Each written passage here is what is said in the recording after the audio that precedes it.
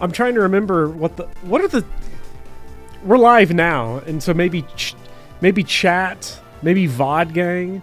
Apologies to VOD gang, by the way, because I heard.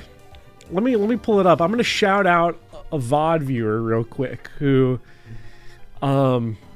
told me something interesting. Let's see here. VOD viewer. Oh, what the hell is this? I want to see my YouTube comments, but it makes you look at AI suggestions for videos first. Oh, hell yeah. That's what we like to see. VOD viewer Kevin said that there were 4 ads in the first 25 minutes of the VOD. And I'm just going to apologize preemptively to every VOD viewer, which is that I have no idea how to change the ad volume for VODs. I don't think we're getting as many ads for like the actual live version, but I have no idea how to change it for VODs. Because I'd be fine, to me, the ideal number of ads for viewer experience, assuming I still want to get paid, is you get your free content straight to your phone or whatever, and you have to watch, you have to skip an ad every half hour. To me, that's like the perfect like give and take. The price I pay is I press skip ad every half hour, but instead, no, 4 ads in the first 25 minutes. That's worse than TV, like by a lot. Because TV would have like the break at the 12-minute mark. And TV wouldn't be selling you the Joe Rogan experience. And TV, you'd be watching something on TV that actually had a budget that needed to be paid for. Yeah. You know what the budget for this program is? This is. Excuse me. Oh my god. He's like right into the microphone on that one. I'm sorry. Oh, you're good. Other than the fact that like,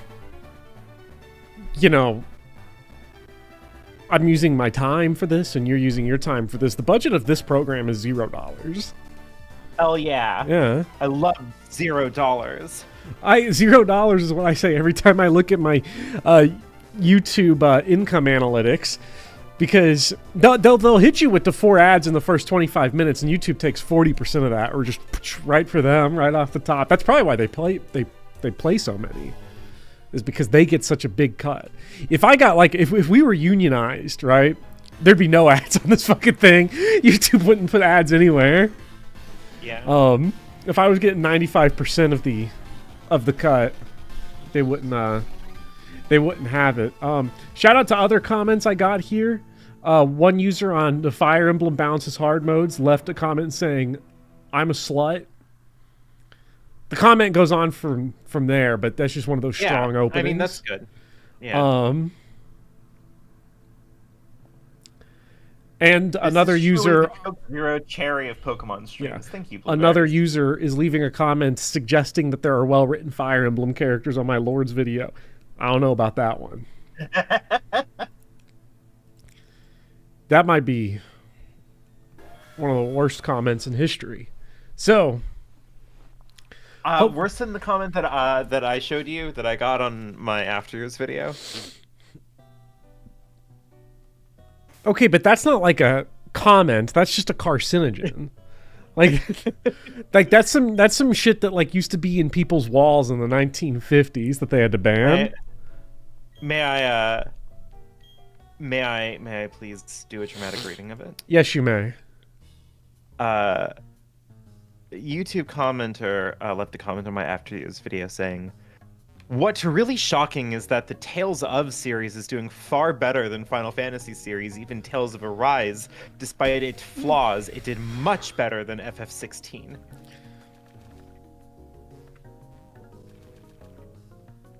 I'm going to say something radical here.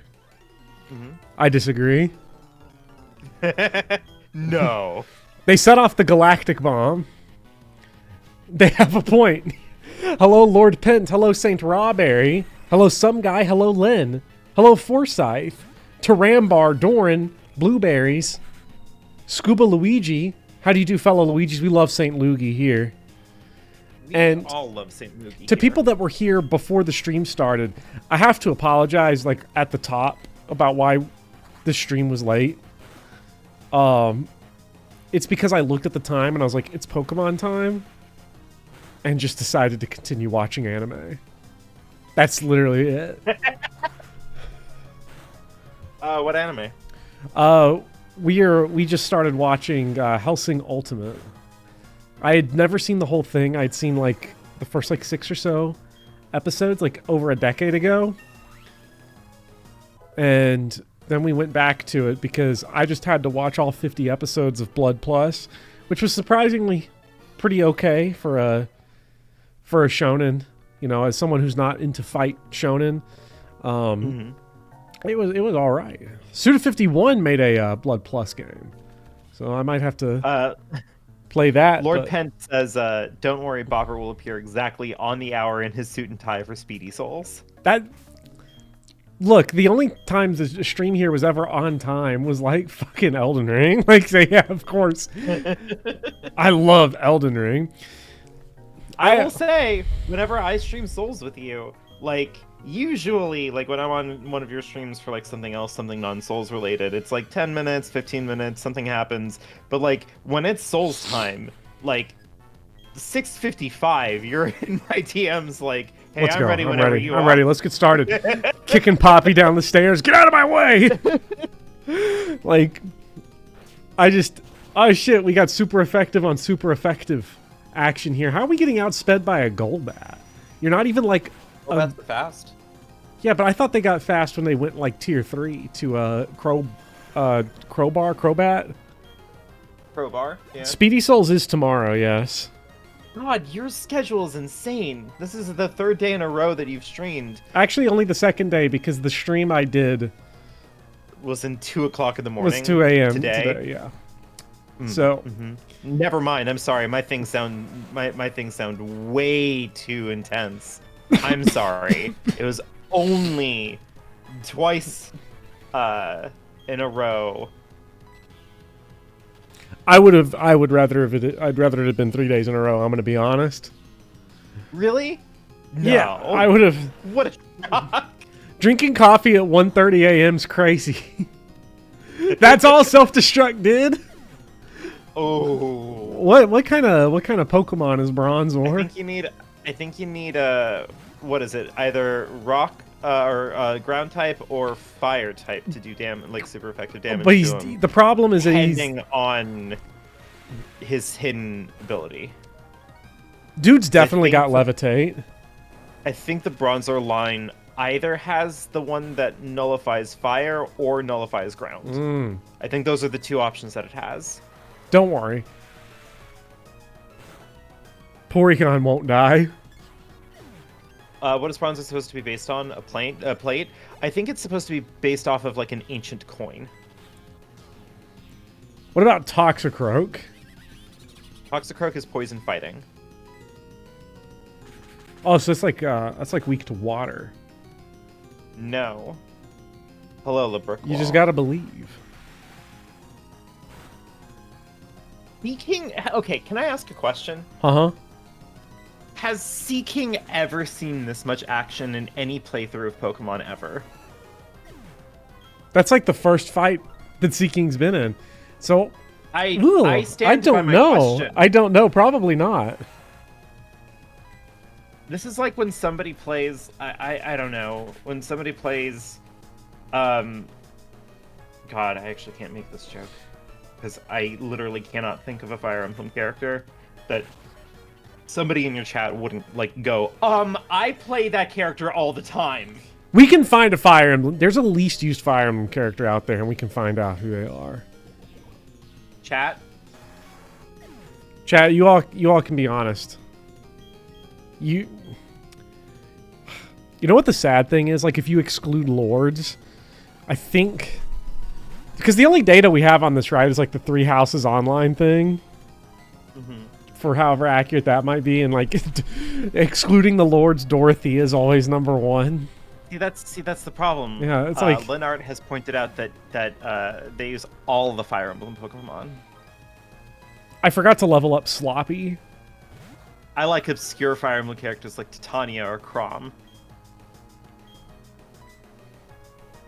There's no way Mud Bomb kills us. Approximately 0.3% of Gen 4 playthroughs. The 3rd bow user in FE3 Book 2. That would be. It's It's Gordon, Warren, Castor. Is that it? Is that the order that you get them? No. In book 2, it's Ryan, Gordon, Warren. So yeah, I guess it would be Warren. Warren is a good pick. Warren's a good. I don't think I've ever used Warren. Warren is him. I don't know what people is on about right here, because anybody using Ryan, honestly, if you use Ryan, chat, I'm sorry. If I know I used Ryan, so take it from me when I say I should be locked up. I should be under investigation because you gotta don't like Ryan. Don't like Chris either. People used Warren in Chapter 2 to kill wyverns. That sounds too much like you're planning things. I don't know. Do you maybe heal before you get into another fight, or are we just gonna... I just wonder where we're supposed to go. Are we supposed to kill everyone here? We're supposed to kill every last one of them. Oh, I don't wanna. Like, I really don't wanna. I'm trying to get some FE memes going on to, like, help drive up engagement. Everyone tell your friends that I'm doing sick Fire Emblem references. Well, that was a Fire Emblem reference, right? Tell your friends. Uh-huh. See, I'm good at my job. What other Fire Emblem? Hire me for voice acting jobs. I'm sorry. I pay you an exposure. Don't worry. That's what we do around here. Yeah. Is there seriously no Pokemon Center in Lakefront? I think there's like a way to restore your health. It's like you have to go into the hotel or something. Hotel Dusk. Hotel Dusk. God, you should have. They don't have Kyle Hyde. Damn. They don't have mayonnaise here. Can't have everything. Oh fuck! I got in a fight. Oh my god. Okay, so... Well, this is a free heal in a certain sense. Per Fire Emblem title, I think I could probably try to guess the least used. Because somebody said Bantu a while back, but here's the problem with Bantu. In FE1, right, in Shadow Dragon and the Blade of Light, Bantu's kind of good, isn't he? Maybe not as an endgame character. Actually, he's really good as an endgame character in the first game. Because in the first game...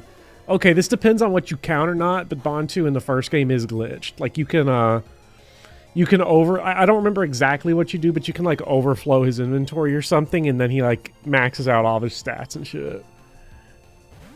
Yeah. Like, you can do heinous stuff. Yeah, absolutely. So like in FE1, I remember, like, even from my own perspective, like, he's very tanky in a game where, like, really, like, physical damage takes priority. There's not a whole lot of magic damage coming out until very, very late in the game. Mm-hmm.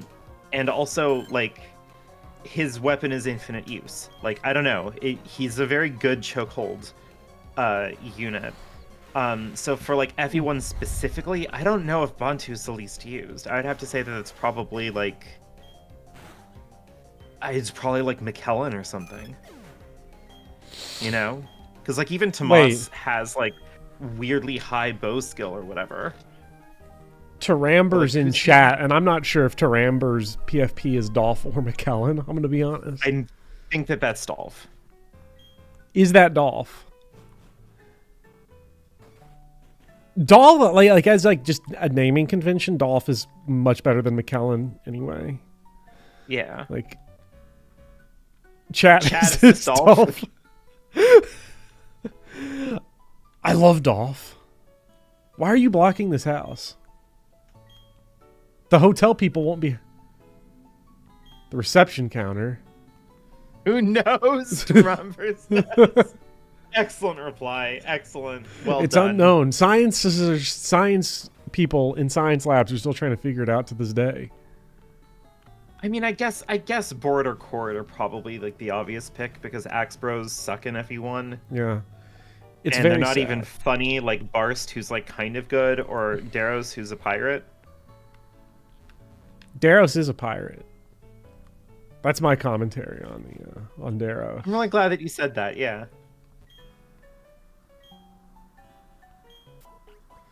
Okay, yes. Two. Also, hello Andrew and hello and hello Rosetta Foster. Rosetta commented earlier about the poor Magikarp. Don't worry, the Magikarp's about to get their lick back. Speedy Hawk's coming back with a vengeance for his children. Hell yeah. Did you find a place to heal? Yeah, we got healed. Okay, good. So we have to kill all the enemies here to progress plot. So it's either that or you find like the main boss. Yeah, but you have to scare them out. I killed the dude in here. Like I just straight up actually killed him. Yeah. Please, we must talk about Trevor. It's not his first name. When are we not talking about Trevor? Wait, is Trevor Lawrence? Is Trevor not Trevor Lawrence's real name? Let me look this up. I'm pretty sure it's Trevor Lawrence. It should be just Trevor Lawrence. No. Is there? His name is William Trevor Lawrence. Fuck, that's fucked up. God punished Bill. No. This is still my punish, Trevor. Okay, so we cleared out in here.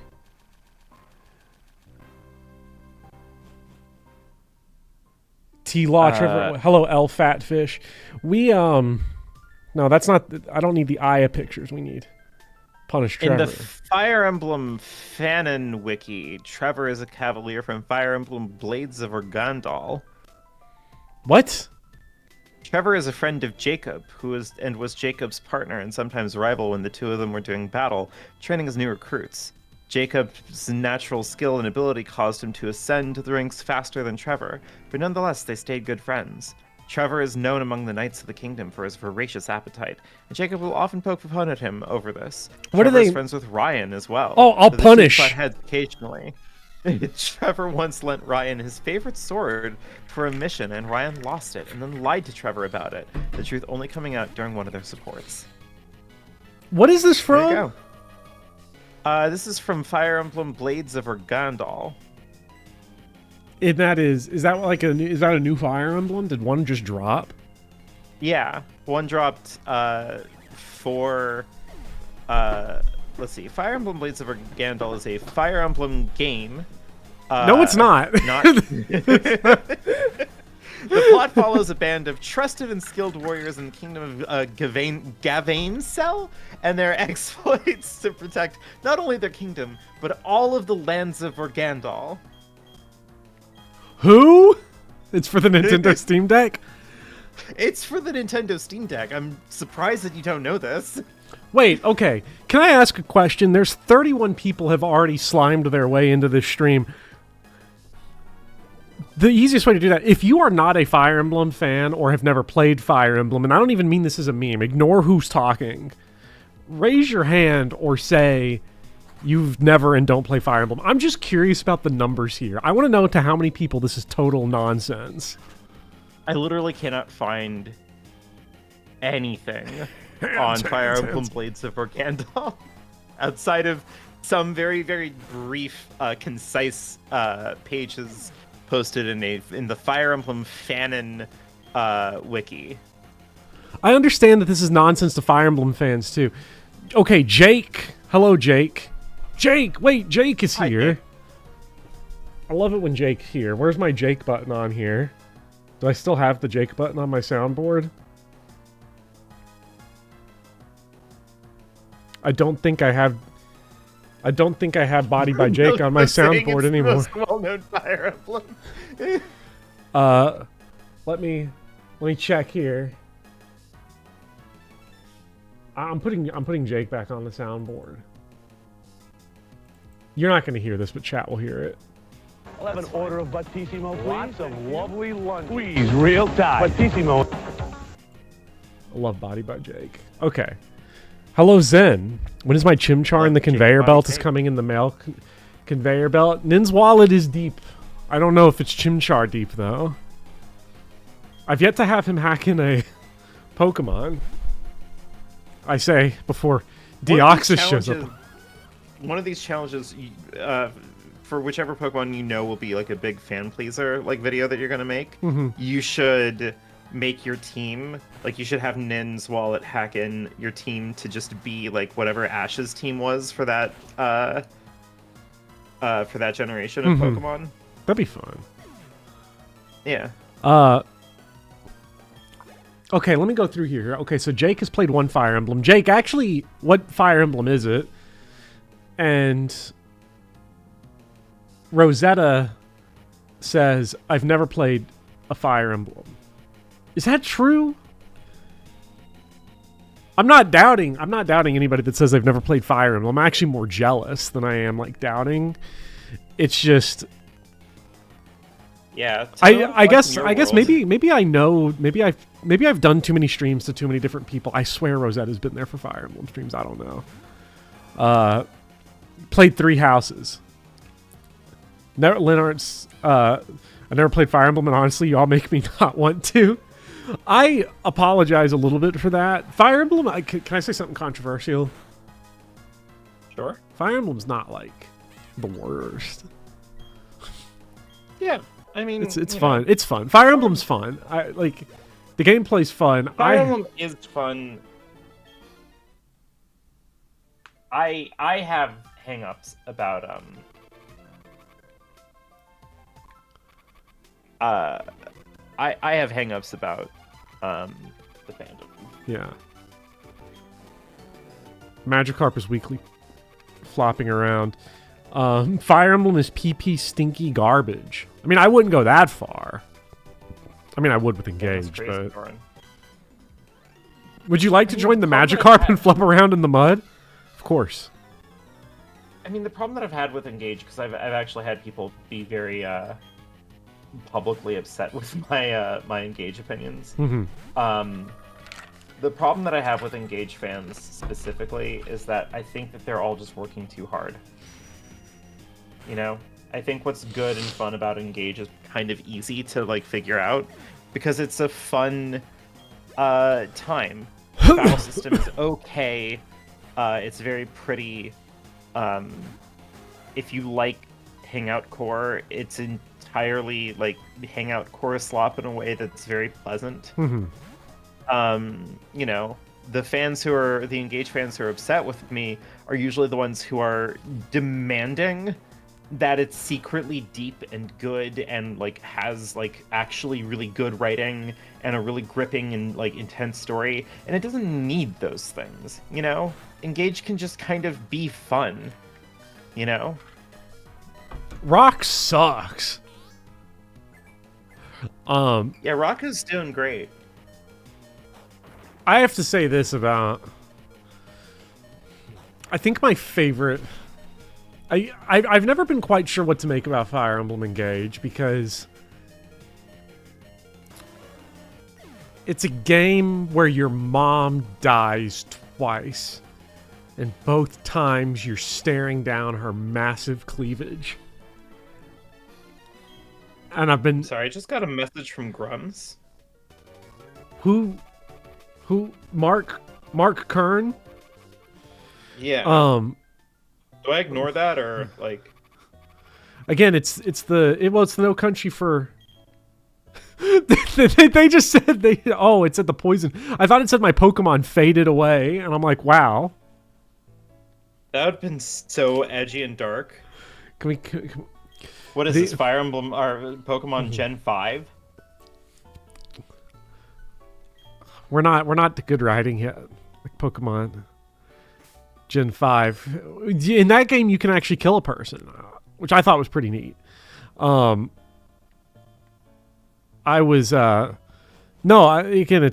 feel like Sheriff Ed Tom Bell, you know, the most visibly breasted character in the game is your mother, and you stare down her cleavage twice as she dies.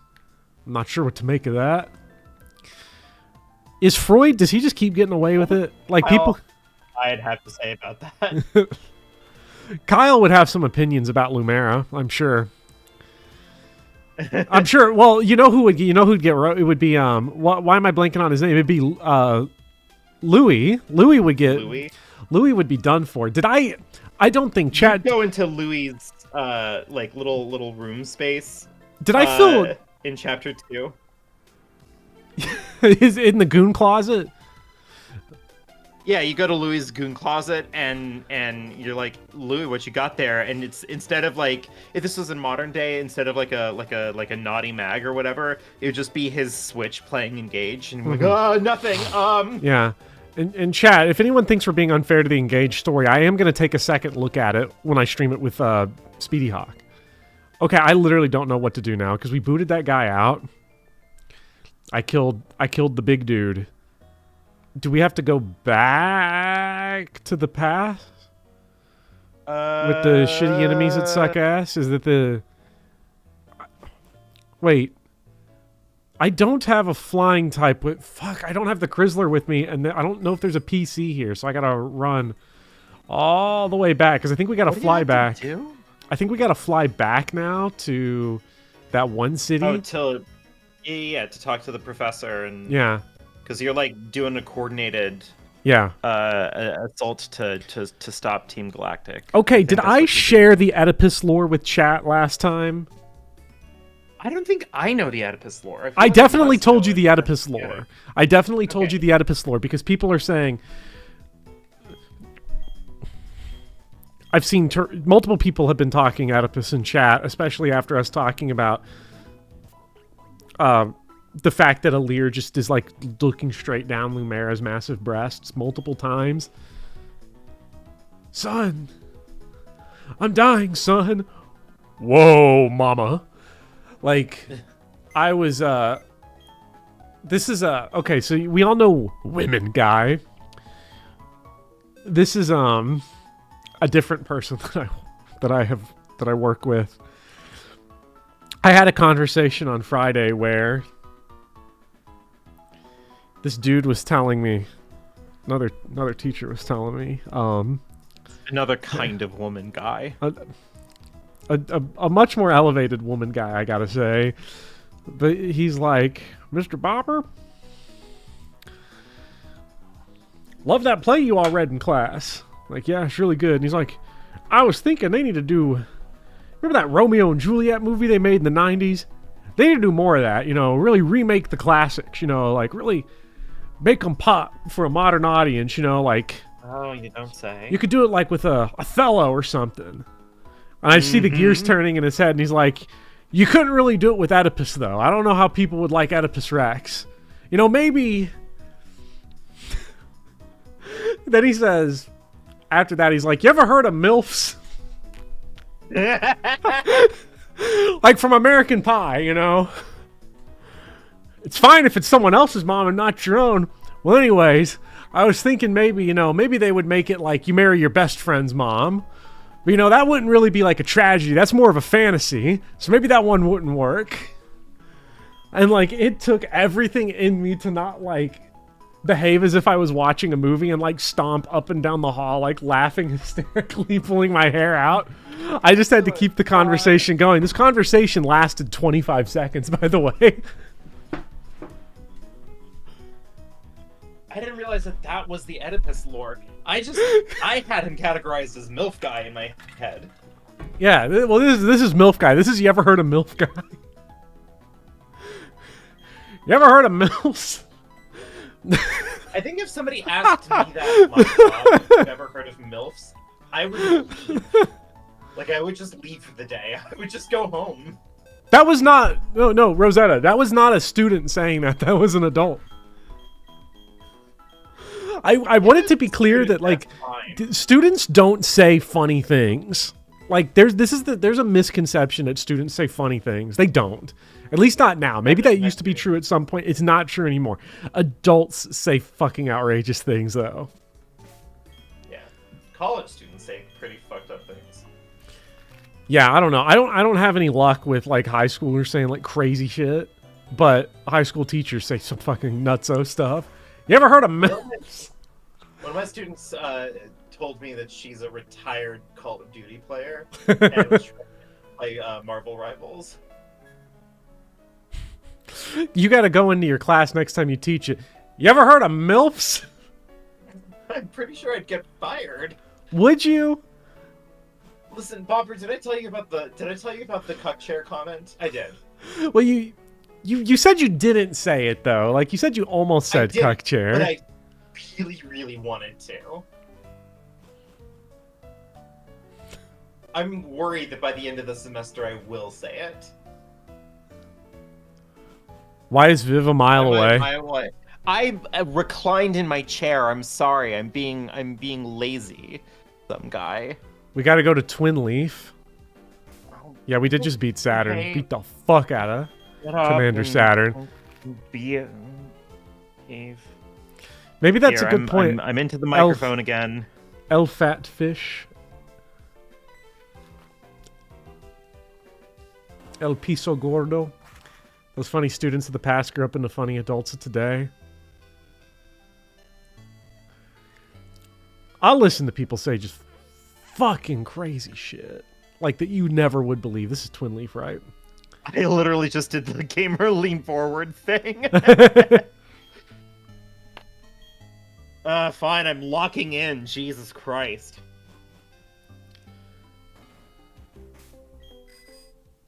Oh, Doran, I'm very nervous that if any like whistleblower for Trump's people like sneaks into one of my classes, they're just gonna see that I go on like random like fucked up like lefty like rants about how like capitalism is bad and how climate change is happening and how to not get scammed by like bad like internet sources. Like one of my favorite things to talk about when I give a lecture on like how to do internet research is I ask the class who here knows about who here knows what the Heritage Foundation is. Are you asking me that? No, I asked my class that. Oh, you asked your class that. Sorry, Because, I was like, looking at chat for a second. Well, because like it's a useful thing to do because the Heritage Foundation sounds, if you're not in the know, a little bit kind of like it might be a reputable source. And then, you know, you look into it and it's like, well, it's a far right, you know, evangelical religious group. But it gets the students every time. Well, So you know. I have to figure out how to teach them how to do proper internet research, or else. Nah, people just like to talk bullshit. It's full bullshit like anything. ChatGPT told me this. Milk Toast asks if my students learn anything. I will have you know that I actually get really, really good student evaluations. So, Oh. a couple of things through chat that I did want to point out real quick. First of all, Brown Panda says Kentucky sounds awesome. I agree, right? Like, for sure. Kentucky rules. Zen Ronez asked, now this was a while ago, but the question was in my head, if you liked Shadow the Hedgehog for GameCube. I was asked that for Nintendo GameCube. Ago. And I wanted the answer because I felt like that might be yes, something that... I love it. It is high camp. The President of the United States has just like a picture of Sonic and Shadow on his desk that he stares wistfully at. It is like, how could you not like it? God, it's the Wolverine. It's the Wolverine picture frame meme, but it's Joe Biden staring at Shadow the Hedgehog. Like, yeah. Like, and stares with the kind of like gravitas of like they used to be in a throuple and he got voted off. Joe Biden It's got just- kicked out of the Shadow Sonic throuple. Sleepy couldn't keep Joe, up. no.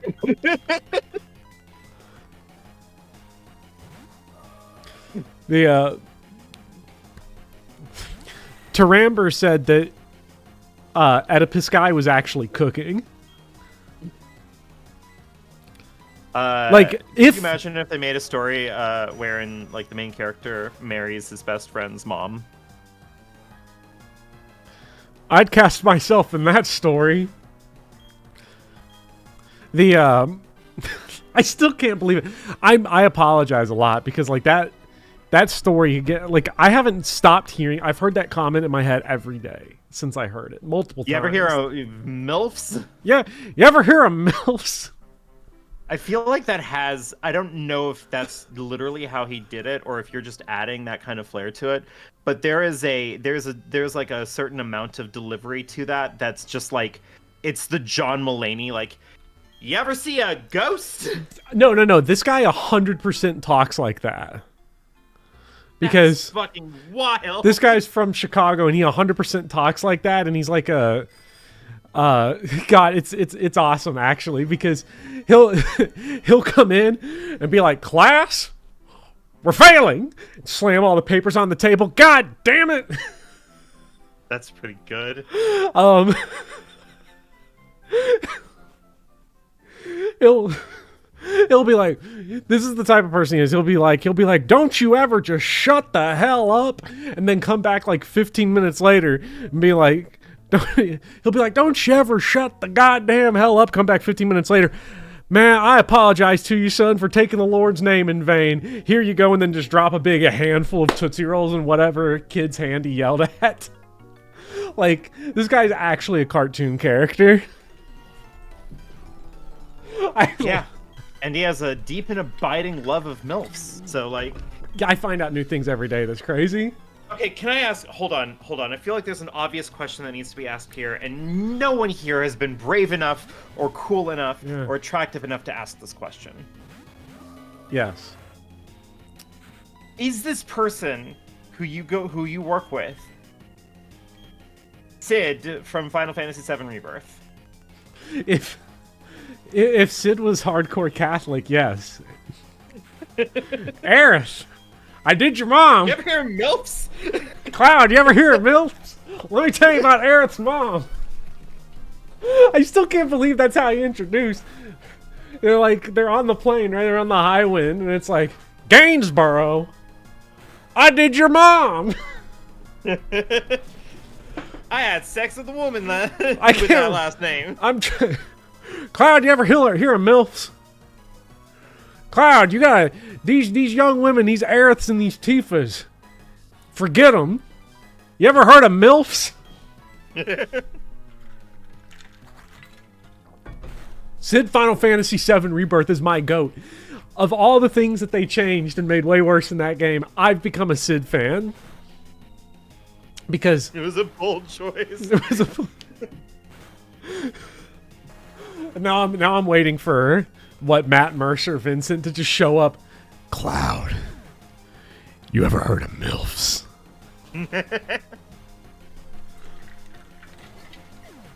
It's the reverse. It's the triangle. It's the reverse Matthew McConaughey from Dazed and Confused. Vincent's gonna be like, I've been 25 for 40 years. The MILFs keep getting older. And he's, oh man, this is gonna be so great. I was gonna say that everyone thought that the love triangle was gonna be Cloud or and Tifa or Aerith. Everyone forgot that the sleeper hit in all of this is the Cloud and Tifa's mom. I'm sorry. If Cloud was trying to get with Tifa's mom, here's what would happen 100%.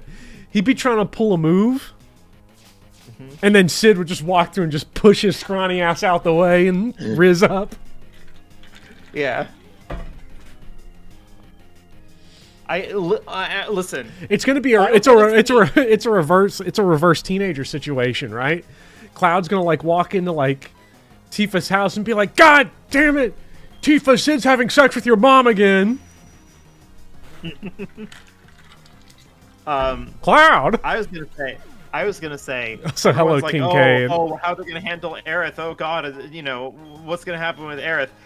Nobody realizes that Part 3, Final Fantasy VII Reincarnation, Final Fantasy VII Rizlord, re-rizzing, re-rizzed when Aerith's mom comes back from the dead and Sid hops on that. Yeah, Sid actually figures out a way to like bring Aerith's mom back, and then she joins the party. They dip into the live stream, and Cloud's like, "We gotta save Aerith," and Sid's like, "On it." Well, I didn't get Aerith, but Cloud, have you ever made love to a MILF in the live stream? Oh my God, Sid! I love Sid. I mean, between that and Sid Final Fantasy 16. Lord Ben, Jesus Christ. Final man. Fantasy 3 for the parents. The did Why is Lord Pen this funny? I'm so mad. did what was I? God, I lost my train of thought because of all the Sid posting. I'm sorry. I'm back on it. You ever heard of MILFs? You ever heard of MILFs? A 50-year-old asked me that question. I love this earth sometimes. This is the strangest conversation to listen to while drawing maps for D&D. You're welcome, Forsyth. Also, hello, King K. Hello, Tarpad. Hello, Devin. We're in the Pokemon mines right now. Mm-hmm. We're slopping it up big time. Oh, yeah. I'm trying to remember. Was it confirmed? Was Sid with Aerith's, like, biological mom or adopted mom? Biological. Okay. Well, for now. We're gonna be like, wait, Aerith had a second mom? Oh, my mom! Like, I was with your mom. You were with. Put over to Midgar. Wait, what's his? What's her? What's the adopted mom's Elmira. name? Elmira. She's like, you were with Elmira. Elmira. Who's Elmira? Oh, that's my stepmom. And then he goes fucking ballistic. Ah! The high wind. They're like, what's all this turbulence? We're turning around. Crashing through the dome. 2 MILFs.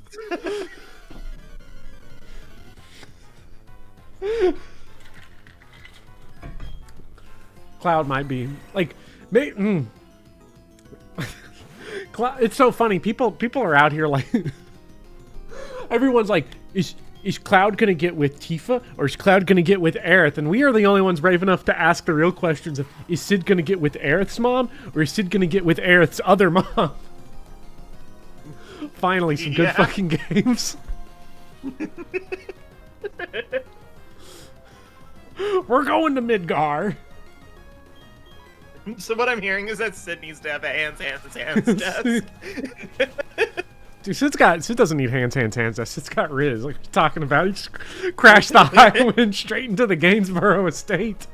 Their gardens is all destroyed. He's running and he's hopping. You took care of Aerith, didn't you?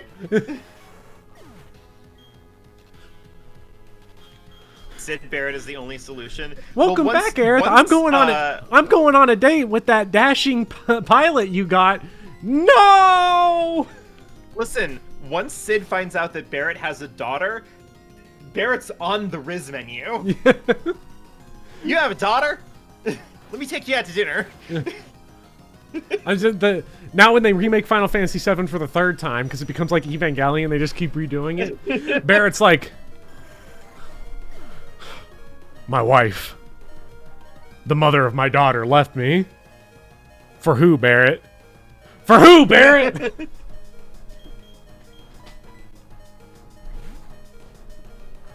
I love Barrett. You know, it's funny. Final Fantasy VII. That's a good game. Not Rebirth, but just regular 7. That game. Oh, regular Final Fantasy VII, yeah. It's really good. One of my favorites. Ask not for who your mom left you for. I'm tired of talking about how Sid rizzed up my wife. It also doesn't help that, like, Sid in Final Fantasy 16 literally has Clive chained up naked in his dungeon. Is every Sid a Rizzlord? No. There are ones that are big-time Rizzlords, though. Final Fantasy VIII Sid might be the biggest of them all. He is the one who gets a goth GF. Like, not just any goth GF, but evil goth GF. Yeah. Like literally, FF5 sleeps like a top. That is true. Based bisexual. No, Sid in FF5 isn't canon bisexual. Gallon hello, Jules. Hello, Lunar Floor. Yeah, we are Fortnite gamers. I was so insulted I got so mad because I was talking His to a hot wife literally rules the world. yeah, I was talking to an administrator, and they said something to me. They were like, "Now is that like Fortnite?" And I'm like, "Why the fuck would I know that?" They're like, "Well, you play Fortnite, right?" And I'm like, "No, I would never play Fortnite because I'm not never played 11." Fortnite. Or wasn't 11 at any point when Fortnite was out. I don't know. Maybe Fortnite's fun. I hear they got Godzilla in there. Do they have Aerith's mom? How many FF characters are named Sid? About 16. 15? Would it be 15?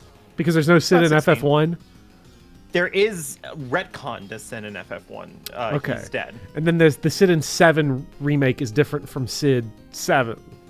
So yeah. Yeah. So So I guess there is 17. in the mainline games. Yeah. There's one per game. You have to It's count so over. spin-offs too. No. 15 has 2 Sids. That doesn't count. Cindy is not Sid. I'm sorry. That's like saying Mid is Sid, in which Mid case, is- like, Final Fantasy V has 2 Sids. And then 16 has 2 Sids because 16 has mid, as we all Yeah. very well know. I'm not here for mid. So, no, Cindy doesn't count. There's... Stop it! No. There's 17 Sids in mainline Final Fantasy. So in 15, Sid can get with both moms. I don't think 15 Sid is a Riz Lord, though, is the problem. Well, Cindy's his granddaughter, right? So, like, no, he's got to definitionally be Foxy Grandpa then, right? Because He is Foxy Grandpa, but he's not like he's not like in it. You know what I mean? yeah, but that's because he's like 98 years old. I guess. I had a friend complaining to me once. They're like, I was working in a movie theater and I had to stop this old couple from having sex. And I was sitting there and I was like, that's really motivational, actually, that they were doing that. And Yeah. he was like, no, it's really not. Old people should not be doing that. And I'm like, No, listen. I Someone- hope that when I'm old, I'm having sex. That sounds rad. oh, I'm sorry. I'm sorry. Not all of us can envision us in our 70s having sex with our 70-year-old wives in the movie theater. I'm sorry.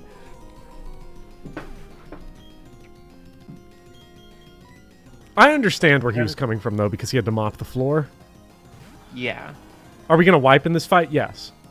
Because we This is- actually yeah, have this to, is wipe. because Chrysler's technically not on the team. I Yeah. just had to use him for Fly, but he's going to die anyway, so it's like, whatever. Here we go. Also, Goodbye. you remember that you do have to get a Pokemon from at least one of these lakefronts, because I think the other two are roaming. I don't think there was anything I could catch at the other lake. That's fair. But you are going to have a legendary in your party, isn't that crazy? Yeah. But for a while, for a little bit. For a quick minute. How is the Chrysler surviving this? I can't believe the Chrysler is about to win. I'll be so mad if he wins.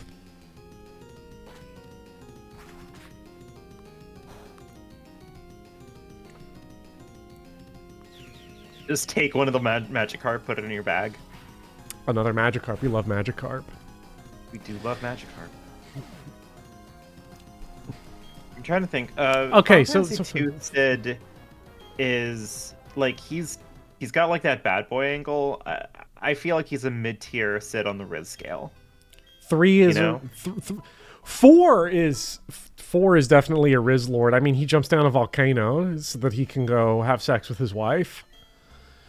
I don't think that that's exactly how that goes, but sure. I mean, he didn't want to say it because, you know, he wanted to be, like, respectful to the tone, but, like... I mean, his basic idea, right, is, like, if Golbez wins and the world is over, I can't have sex with my wife anymore. Yeah, FF3 This is Sid cause and effect. Cause and effect, he's married to it, and he like... Isn't this Yeah, whole thing is, FF3 like... Sid is married. He's a wife guy. FF5 Sid has a grandson, so canonically he's had it happen. Mm-hmm. He's had it happen. What is it? FF6 Sid feels kind of Rizless to me. FF6's Sid is an incel. Yeah, he has incel energy. He is what Nietzsche would call the apostle of the virgins. Yeah. Who else we got? There's original FF7 Sid, who I like. I really like him. Yeah. I know that he does domestic violence to some degree to Shara, but like they get better. Yeah. I've played Dirge of Cerberus. They get over it. Trumber asks, does anybody not kill FF6 Sid? I'm very good at not killing FF6 Sid. I know that minigame very well. I did not kill him either. FF8 Sid definitely. FF8 Sid is the maximum FF8 Rizlord. Sid is the Rizlord. I would say the two. Because Go on. to not to skip too far ahead, but with 16, I would say that 8 and 16 are the two biggest Rizlords. Because, well, 16 in my head canon does confirm that he's gay, because Mid is like his niece. Yeah. But he's got Clive chained up naked in the Riz dungeon. So, you know. Yeah. It's also he's voiced by Ralph Ineson. Like he is. Yeah. I'm convinced that Final Fantasy XVI's reception amongst certain gamers would be significantly higher if the name Final Fantasy was not on it. Because I think a lot of people just decide it's Final Fantasy, so I'm gonna hate on it. And I think if you renamed let's rename Final Fantasy 16. Let's call it Xenoblade Chronicles 3. Oh, sure. Then everyone's talking about how great it is. Project Summon Fantasy. Yeah. We're gonna rename it to Tales of Let's Arise. call it Mid. I'm not here for mid. Sekiro 16. Now that's a video game. Could we get 16 Sekiros? Yes. Final Fantasy IX Sid is a problem for me because, like, on the one hand, he's definitely married, he's definitely cheated on her. That has like that dog energy to it, but also maybe this is just me, but like Final Fantasy IX's Riz vibes are all over the place. In that, like, Zidane is supposed to be like a big charismatic swoony guy, but like he kind of reads a little bit too impish, and like he does not have the kind of charisma that he thinks that he has, and I think that works for the character. But like, because doesn't he like?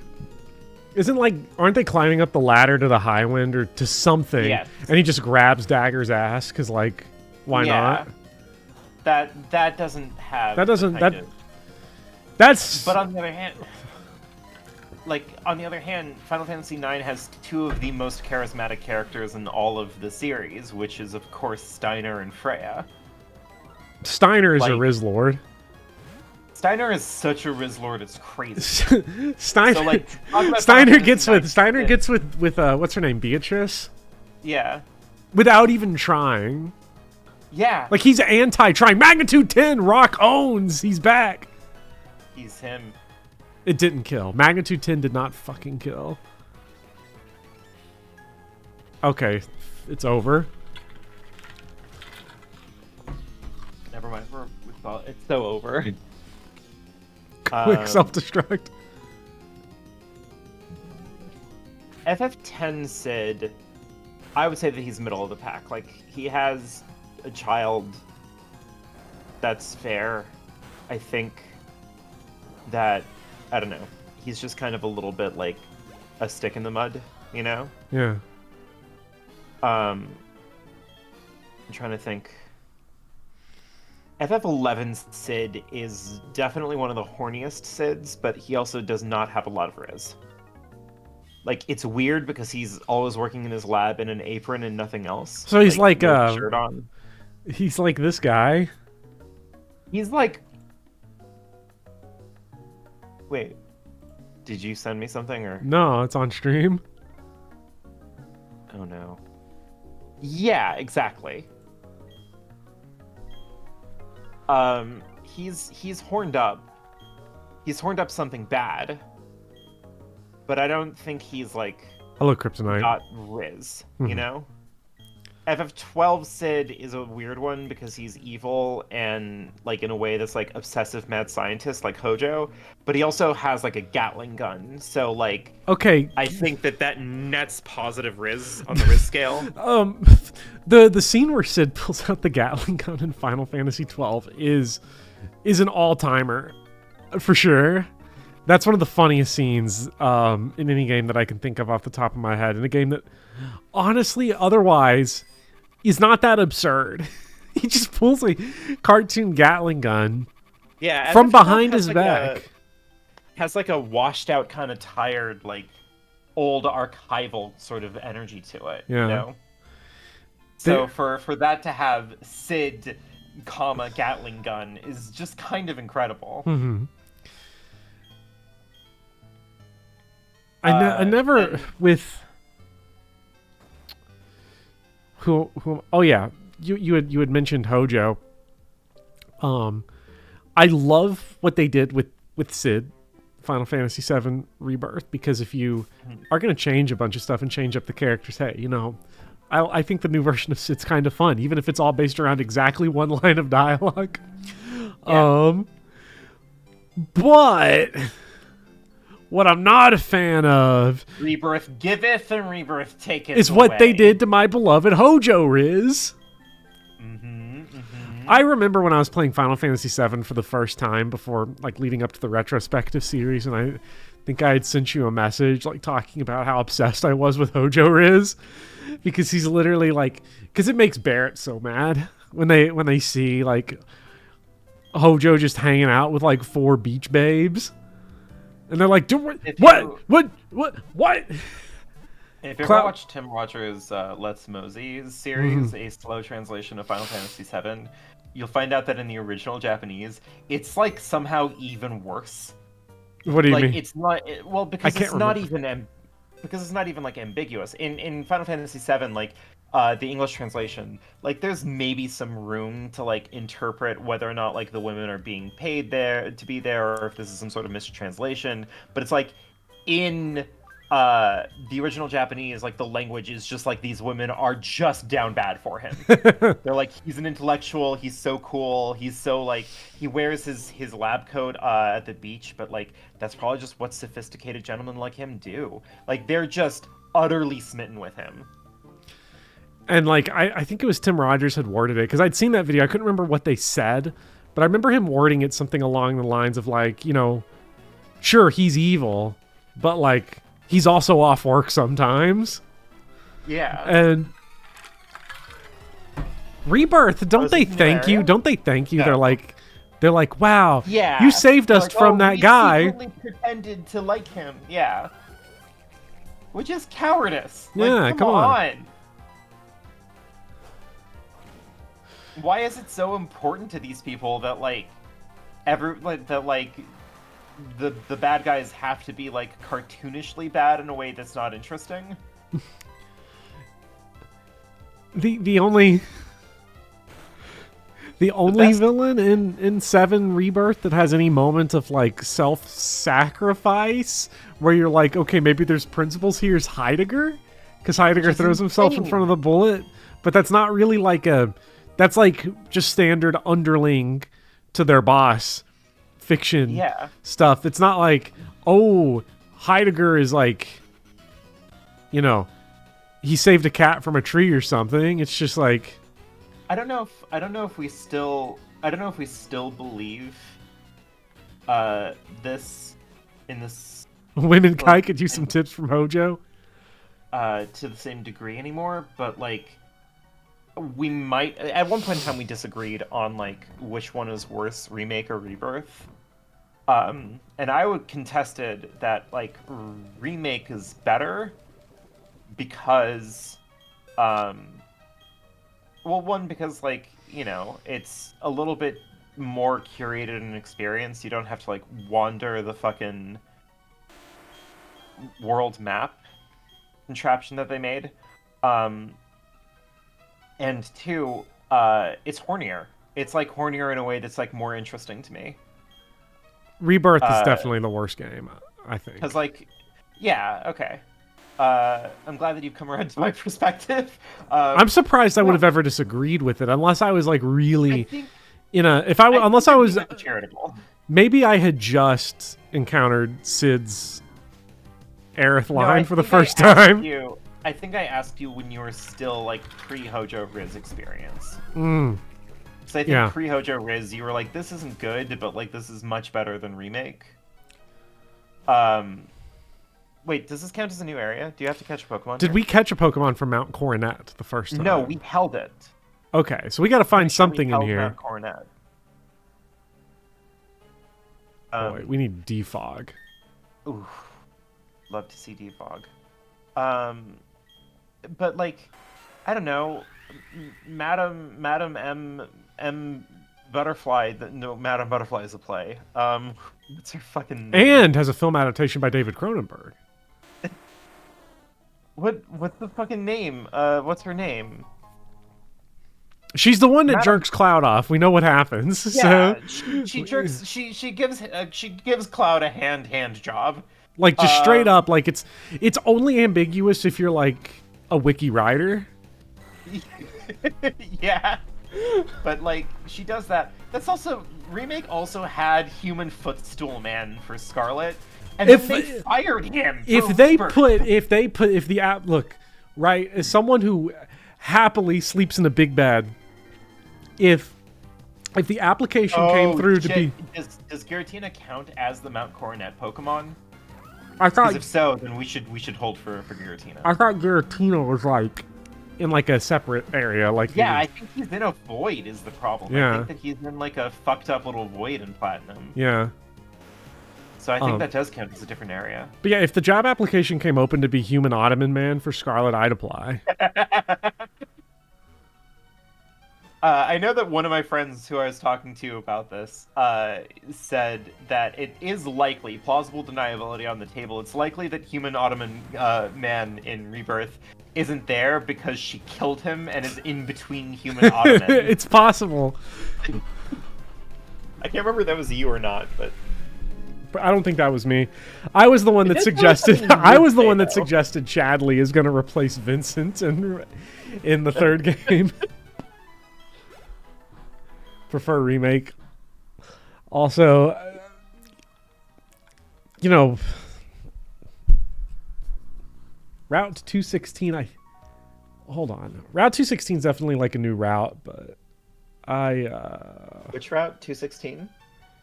Yeah. You said. Okay, cool. I have the list ready for you whenever you want to hear it. If they make Chadley a party member, I will embrace Peak. The worst part is that it's also likely that they'll make girl Chadley into a party member, so that way she fits Aerith's vibe more closely or whatever. Assuming, of course, that she's replacing Aerith or whatever. And not that, like, in the first 5 minutes of part 3, like, alternate universe Aerith is just gonna, like, pop out of nowhere and be like, I'm here to help, guys! Though it is so possible. It is so funny. I did hear of somebody that played Rebirth without playing the original. And they were talking about it. Because they were asking what happened at the end. Because Rebirth bungles one of the most famous video game scenes so bad that someone who had no idea what happened wasn't even sure that Aerith was dead or who killed her. Yeah. Kryptonite, that's such a good bit, though. The portal opens and Aerith's corpse just falls out. That's really good. Sid, I thought we were saving Aerith. Why is she a corpse? Sid? Sid! Sid's knee-deep in Hojo's lab trying to bring Afalna back. Doran, Doran, I'm going to say, depending on what your time looks like and money, to play through Rebirth, remake and Rebirth will cost you. I don't know. They do that deal now. I think I don't know if you still get remake for free if you buy Rebirth on PS5. I forget if they still have that bundle, but you'll spend at minimum $70 and like 112 hours, 120 hours to get through what is a less than 30-hour story. In the original, Final Fantasy VII is like a 25 to 28-hour game. Okay, what's on Route 216? On Route 216, we have Zubat, Graveler, Sneasel, Metatite, Snorunt, and Snover. It's Snover. It's Snover. We're gonna get Sneasel. Sneasel. Yeah. Go for it. You know why?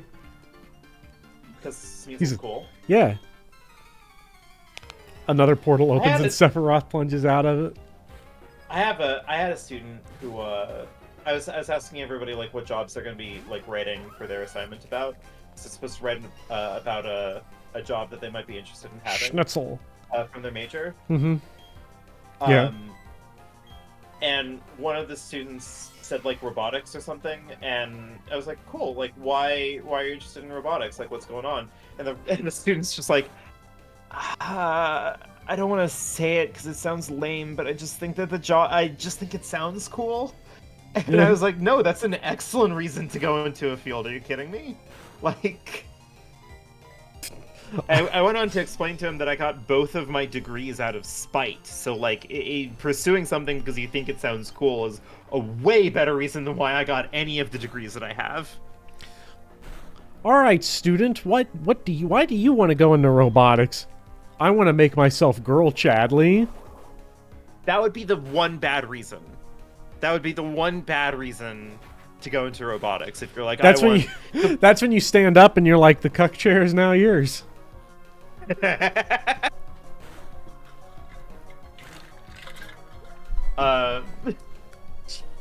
Right. No. I can't No. even remember Girl Military. Chadley's name, and I'm really, really good with names. Like, not names of real people. I'm sorry, names of like fictional characters in video games. What is Girl Chadley's name? You don't understand. Chadley doesn't come out as trans in Final Fantasy VII No, Rebirth. no. There's literally a girl There's a Chadley. second There's a one. second. Yeah. There's a second robot, and it's Girl Chadley. Yeah, they both exist contemporaneously. And you have to have conversations with Chadley and the robot girlfriend he made in the lab. And he hates his robot girlfriend. I hate my robot Yo. girlfriend. Ball and chain there. Do you remember the Don Cornero door guard, Leslie? I think that's his name.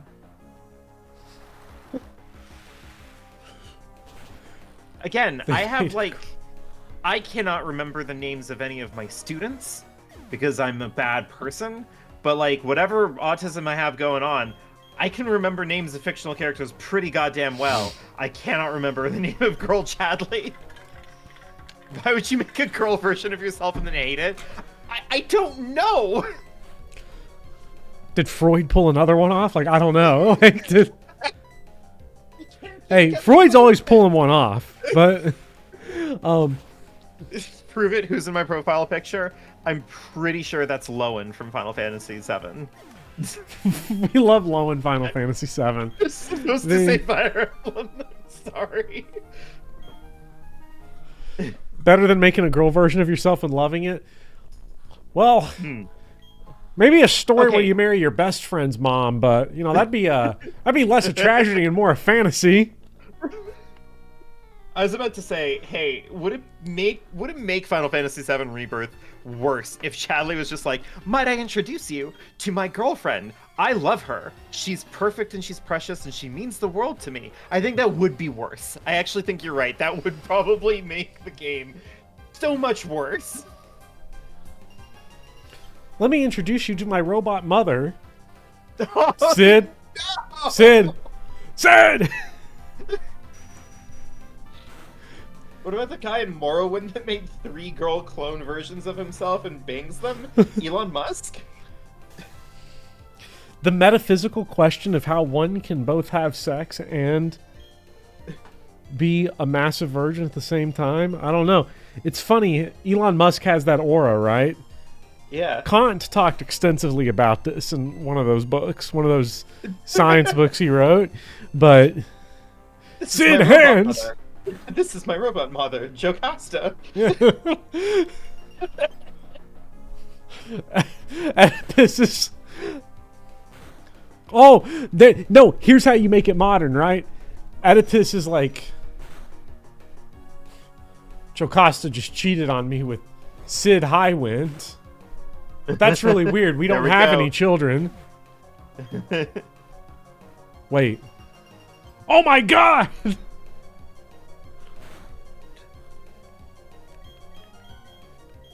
I love Sid Hams. Get out here, Kevin. Who's off the team, by the way? Curlia, or I guess it's Gardevoir now, but Gardevoir. yep, Gardevoir Let's chat. do Hands, Gardevoir. hands, hands. It's over. it's over. I mean, I'm off to see my robot mother basically is an actual Sephiroth line. Yeah. Seymour! Seymour, the house is on fire! No, mother! It's just the Northern Lights.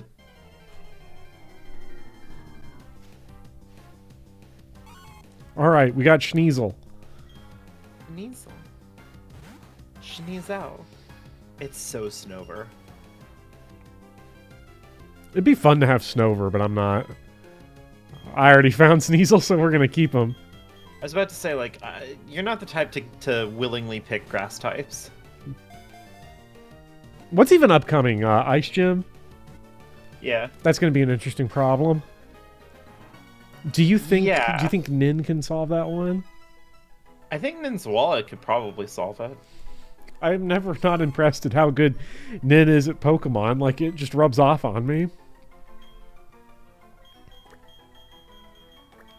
Nin is maybe one of the best people at Pokemon I've ever met. Nin has a coupon for Ice-type gyms. Well, what do we have here? Scyther's kind of dead.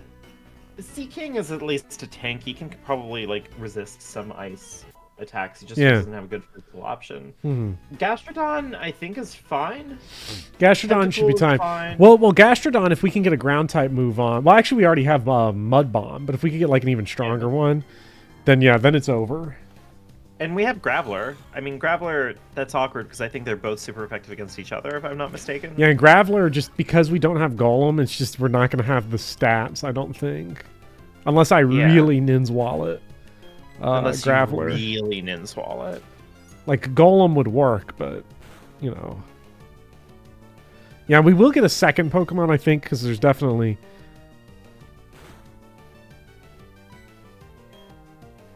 There's a lady willing to trade Medicham for her Haunter. Wait, like you give a Haunter.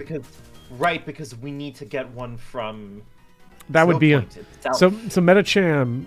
Well, I think that's a mandatory Pokemon then. If it's the only one in that area.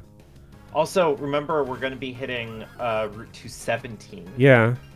Who's off next? We just got Schneasel, right? Yeah. Next off is Scyther, which is good because Scyther was not doing us any favors for the upcoming gym. Yeah, Scyther's like really a kind of neutral Pokemon upcoming. Here in Snowpoint is Sneasel, Swinub, Snorunt, and Snover. So for we could get a 217? Swinub, yeah. Ice and Ground is not a bad combo for this. So we could maybe do that, and then the Acuity Lakefront has... Oh my god, this is brutal. What's an Acuity? Because the Acuity Lakefront is another area. But what's the good news? Give me the good news. Sneasel, Swinub, Snorunt, Snover. You have to pick another. Oh. Like, there just isn't a good news there. I guess if there is good news to be had, I would say that maybe you get a Snover, So that way you have something to look forward to for the electric gym, because grass resists electricity. Because electric gym is Gym 8. Yeah. Full Snover party. It's all Snover. And then if you go to Lake Acuity before you go to the gym, that's another Pokemon. Because you have Psyduck, Golduck, Sneasel, Snorunt, Barrel, Snover. You can surf for a Psyduck or a Golduck. You can fish for a Magikarp, a Goldeen, or a Seaking. We might not even need anything. A cluster of Pokemon, like, right here. Anyway, sorry. Anarchist says we find Maylene's frozen corpse later on this route. So over. Poor Maylene. Do we need anything for the electric gym? Well, by the time we get to the electric gym, will we already have Giratina? That's the... You might. Because Magmar is so drunk in this sprite. Oh shit, and yeah, you have to get a Haunter in Snowpoint. It's the only Pokemon Yeah. there. What do we trade to get the Haunter again? Is it Metacham? Yes. Oh, so we won't get to use it. Oh, wait. So we get Haunter back. What was, wait, who was Haunter? Was Haunter Oedipus? No, well, I don't remember. Do you actually pronounce Giratina like that? We're not doing this again. I can't do Pokemon pronunciations again. It says Giratina. What's the actual pronunciation? There's a Snowpoint Temple. But that's where Regigigas no, never mind. is. No. You don't have to worry about that. Never mind. Okay, cool. Oh, it's Testicles. Yeah, Haunter was Testicles. Yeah. Did Gore my comfort Pokemon? Hard G, not soft G. Is it Giratina? Giratina? Or is it Giratina? They're saying Giratina? I always pronounced it Giratina. Oh my god, wait, what is the okay, I see what's happening. We're just trapped up in the water. It's pronounced every letter is silent. It's Giratina. Oh, it's a French name. Yeah, it's Giratina. Giratina? Giratina. Gelatina.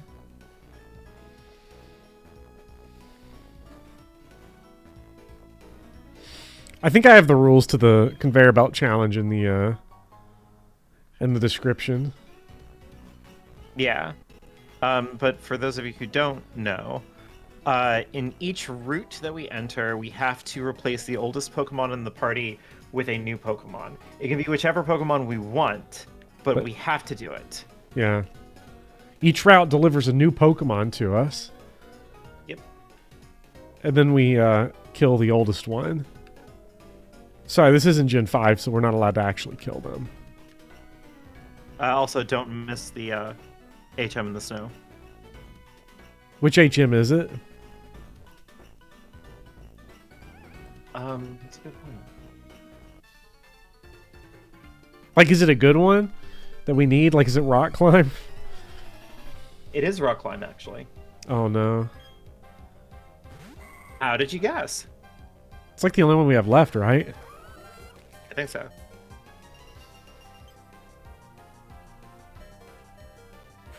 A rare candy. Good thing you found that. Yeah, I'm true. always looking for more rare candies. We gotta call Mr. Plow. This is a... Chad, have I already passed the HM?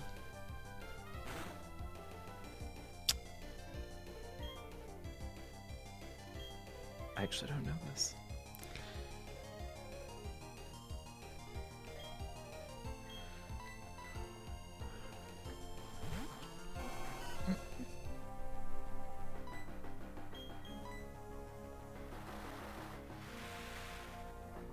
Pretty sure? Oh, wow. Well, I might as well go get it now instead of later, because as much as I want to say, I'll go get it later. Someone's hitting the celebrate button. I'm seeing lots of celebrations in chat. I don't know what's happening.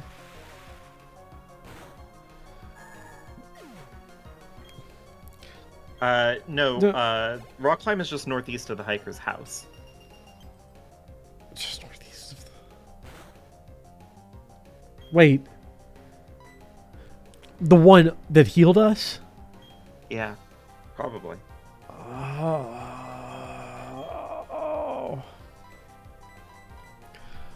Are you okay? Just wait for the snow to melt, then find it. Okay.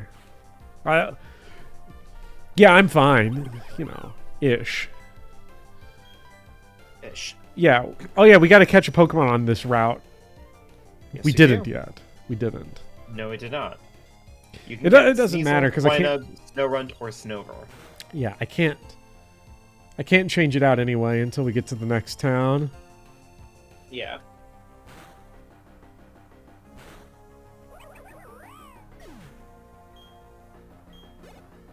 I have to say, I've been watching a lot of anime recently, and like this is one of the most embarrassing mediums of art I've ever Of seen. anime? Yeah. Are you trying to tell me that the medium that brought us such a visionary title as Gate and So the Japanese Self-Defense Force Fought was somehow embarrassing? Yes. Well, I've been working through my challenge of watch Naruto, but only the filler episodes, and I have to say, Yeah.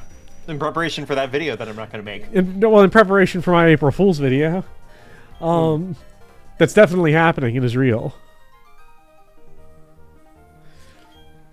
I was surprised because I liked Hellsing as a teenager, and like I was like, okay, you know what? I'll go back. Let's see. Does it hold up? And then I got like terrified, just like, what if it sucks? And then is Snover Swinub's evolved form, or No. Snover evolves into Obama Snow. It's and then Swinub becomes it's ice grass. Swinub becomes Piloswine. we love Piloswine. We'll just catch it because it's already here. Yeah. Obamna Snow. Yeah. Lowen is so back. It can also become Mamoswine, that is true. What? What? It evolves into two different things? Yes. It evolves into Piloswine, level 33. And that can evolve into Mamoswine when leveled up while knowing Ancient Power.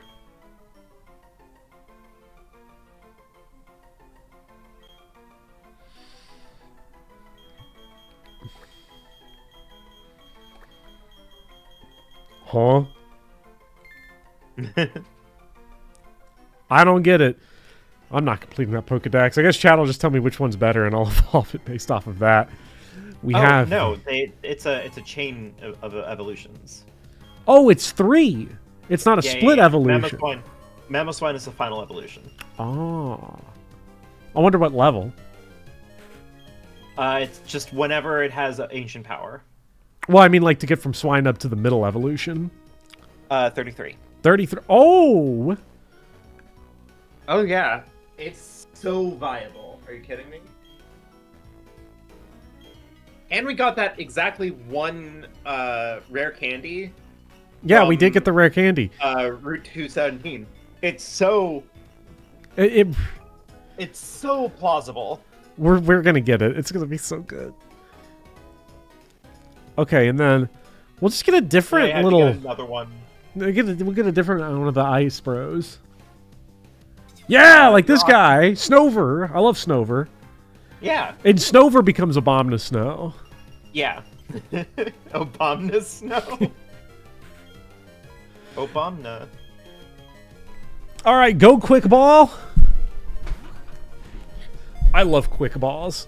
You need the move relearner to get Ancient Power on Piloswine.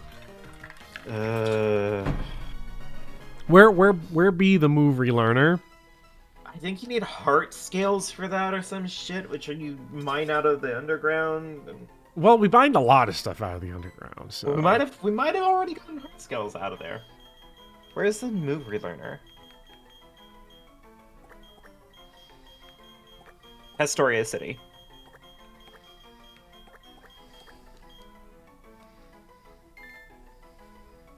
Baby Obama. Yeah.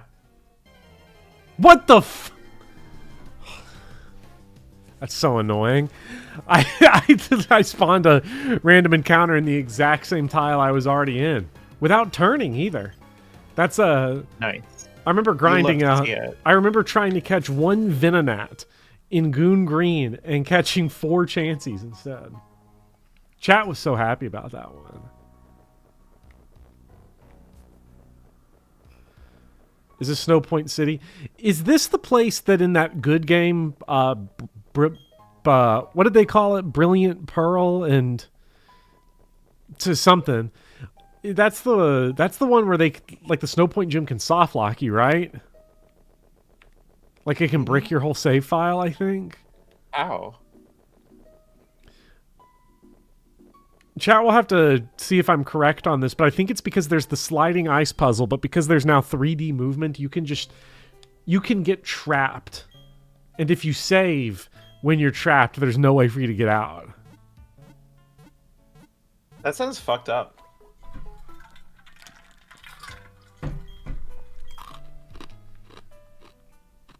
You can glitch yourself to Candace. Okay, so you're not. So the game's broken, and then you have to break it again. Okay, so Kevin is gone. Oh my god, box is full. Shit. Kevin is gone. Cryptolia is gone. And who else? Because we caught 3 Pokemon. You got Sneasel, you got what's his name? Swinub, and you got Snover, right? Yeah, so who's the 3rd Pokemon off my list? So your current team is Gastrodon, Tentacool, Graveler, Sneasel, Swinub, Snover. Okay, Porygon's off the team then. Yeah. Okay.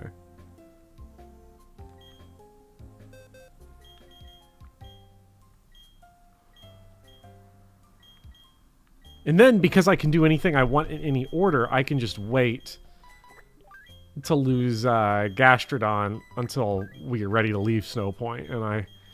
Well, you can't get to Lake Acuity until you beat the gym. I already did Lake Acuity. No, you can't get into like the actual Lake Acuity, can you? Yeah, no, the area right before it is called Lake Acuity. I already went there. I thought that was Lake Acuity Lakefront. Oh, yes. Yeah, they're different. Oh, The wait, Acuity so the Lakefront and Haunter, Lake so when we Acuity. get Testicles back, that's Haunter, Haunter is Snow Point. like... Okay, well, that's what I was That's asking. I'm just here. going to do the gym first. Then Okay, do that. yeah. And then you have to get a Pokemon out of Lake Acuity. Yeah.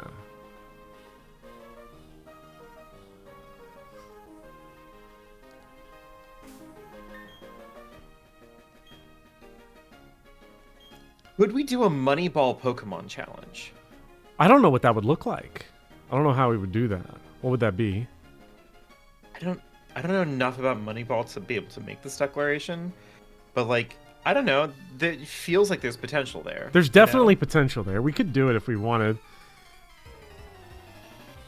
I'm sure we can enable the Darkrai event. We could also just glitch through the wall. That's true. All right, Miller time. One final hurrah for Miller time. But yeah, doing it off of BST would be the correct thing. Why is that not Oh, yeah, very probably. effective? Oh, because he's... He's grass type. I thought ground was super effective against ice, though. I thought that would have been neutral. No, rock is super effective against ice. Oh. Well, we died. Yeah. Is a conveyor belt challenge like one of those sushi places? Like you have to eat every Pokemon that comes at you? Yes. I'm excited to eat rock. Yeah. What Everybody is- likes eating rock. Why do you have... Why are you like this, Snover? I thought you were asking me, and I was wondering, like, fuck if I know.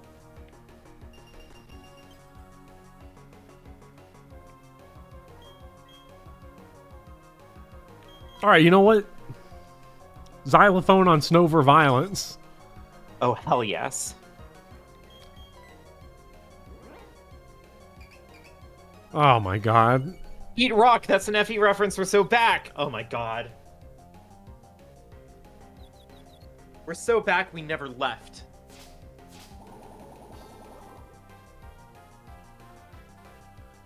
I thought he was just gonna get himself killed with recoil, so I just ingrained and...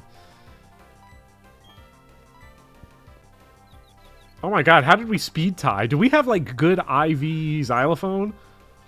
I spelled xylophone wrong, but we're gonna... You really ignore did. that. I'm just not. I wasn't gonna say anything. I'm really bad at spelling. I always have been, and I always will be, because I have no one... I don't have the capacity to get better.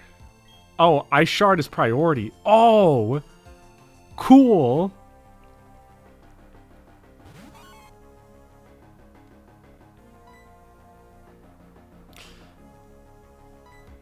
Do you know how aggravating this is? I thought I had it. I thought I had it, like, all ready to go with, like, okay, we're gonna have Earthquake and Mud Sport and stuff to do that, but, like... I mean, if we need Nin's wallet... When you consider what my actual investment is in this game... Just remember that you are doing this for footage. Yeah, I mean, that's literally all this is for. This is all a massive excuse so that the footage industry can keep running its course. Yeah. It does not out priority quick attack. This is sad.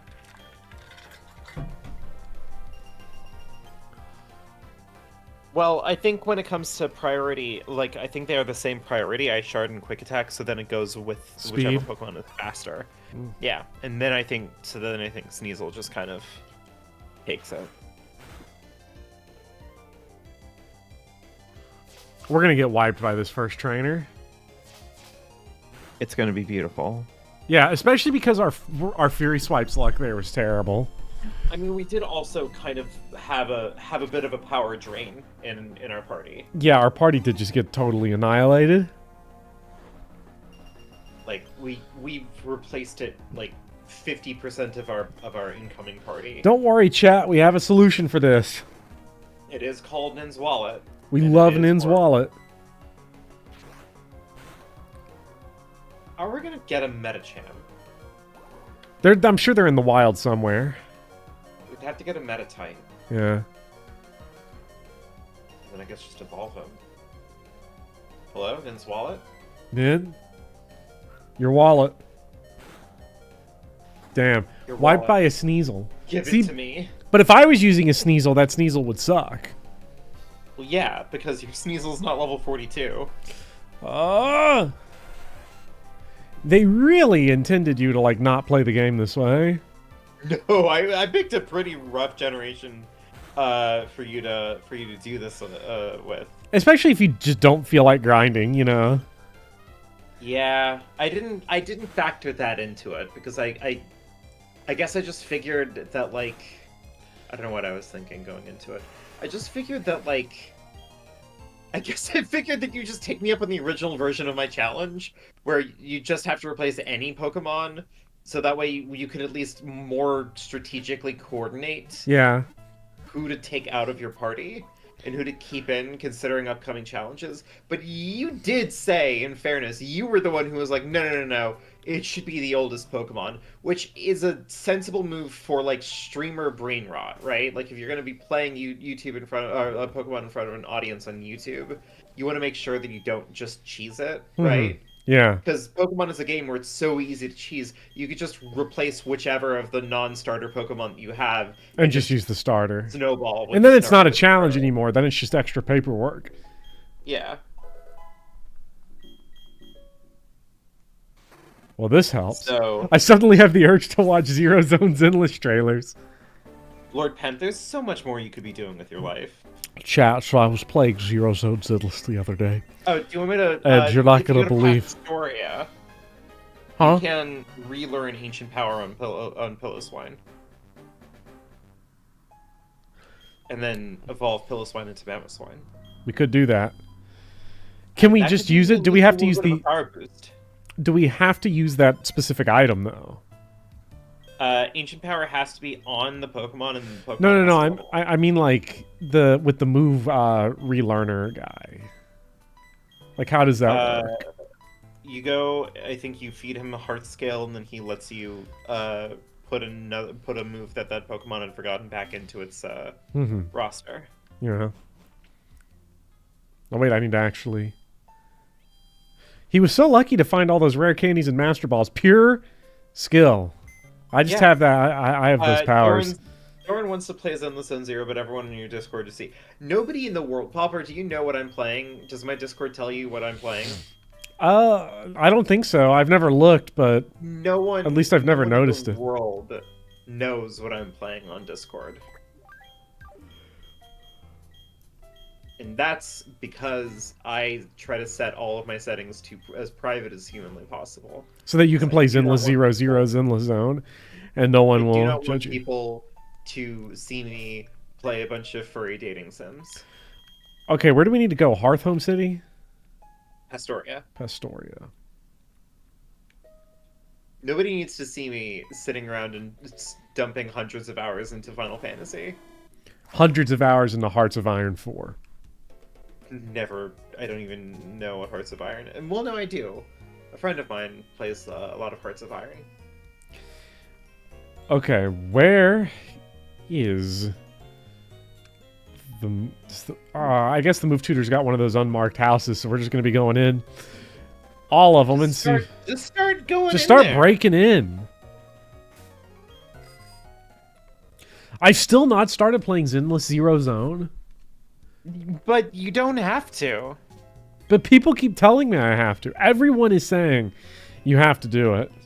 Except for me, who is explicitly telling you that you don't. Yeah, but right? like you're like vastly outnumbered here, right? Like there's so many people telling me to play it that it's like one person telling me not to is like a rounding error. like I'm sorry, but you're getting washed on this one. Is that something that I need to be sorry about? Like, I don't know. I'm right, though, is the problem. Is it as someone who plays way too much Zenless Zone Zero, relative to how much I find the premise of gachapon games reprehensible? I know that I'm right in this.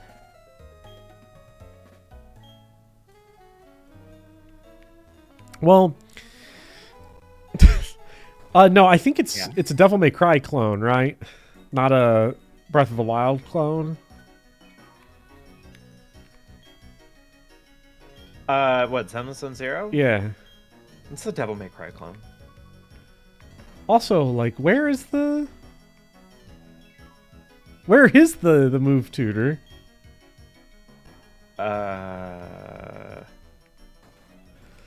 I'm better than ZZZ. I play Pokemon TCG Pocket. I've never played. I know we had talked about it yesterday. Well, not yesterday. Today at 3 a.m.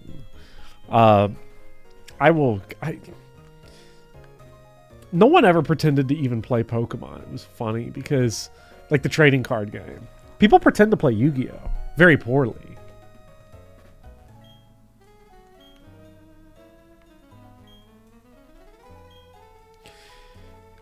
Okay, I'm just going to look it up. I miss Yu-Gi-Oh! I miss Yu-Gi-Oh! So much. I'm just going to look it up. I mean, I can look it up for you. Move Relearner Platinum. The Move Reminder.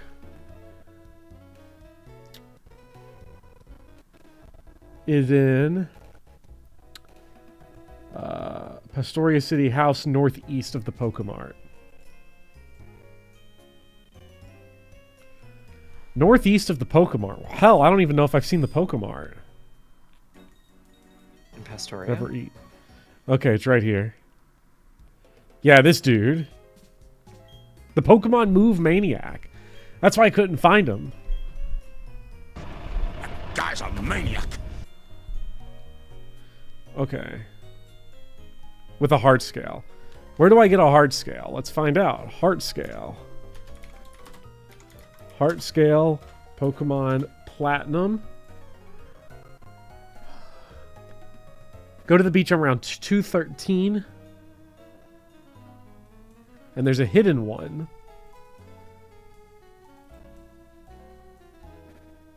Oh, that's clever. Keep going east. Where the rock and the fisherman is, stand with your back to the fisherman and walk 2 steps. You should be able to find it. Okay. So it's slightly away from a fisherman out there on Route 213.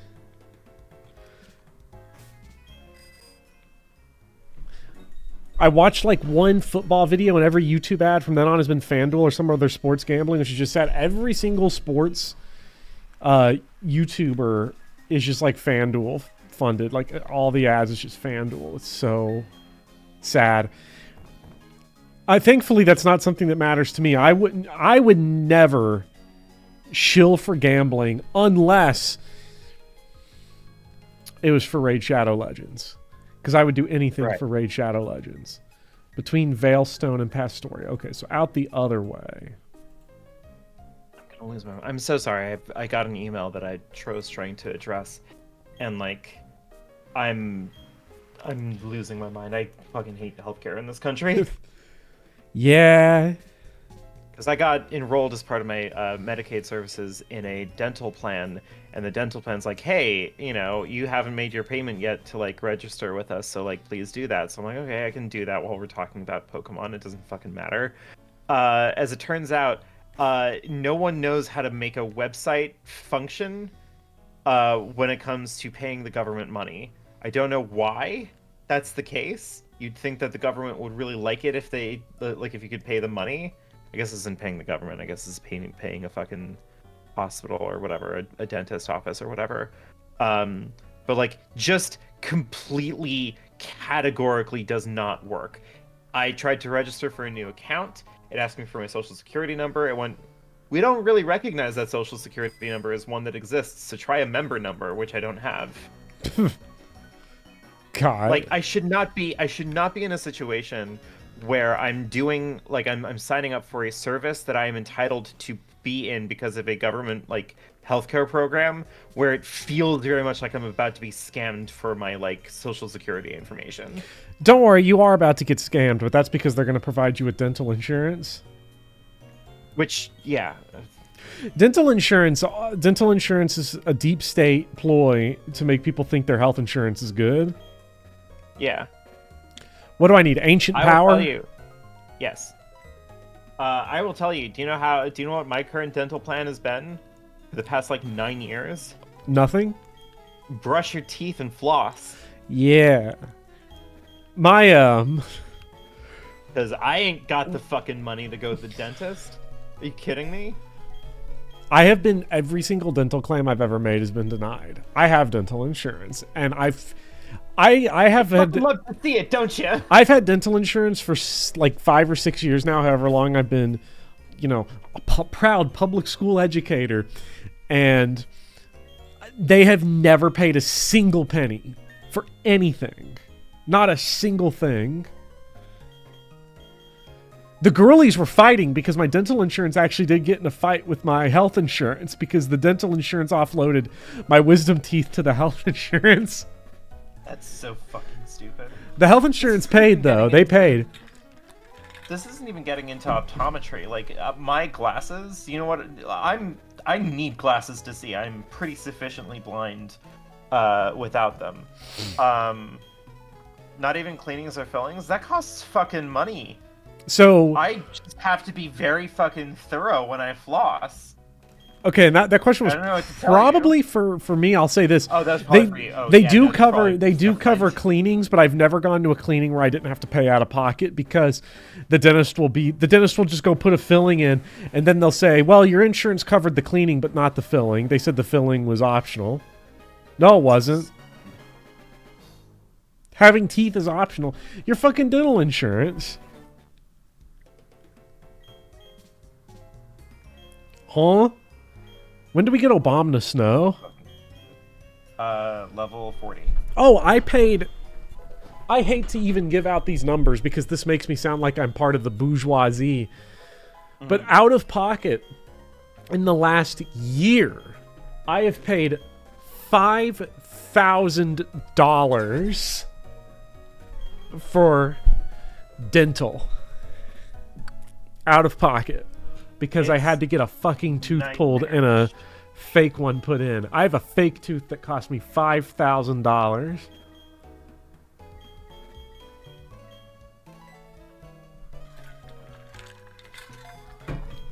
And here's the thing, too, right?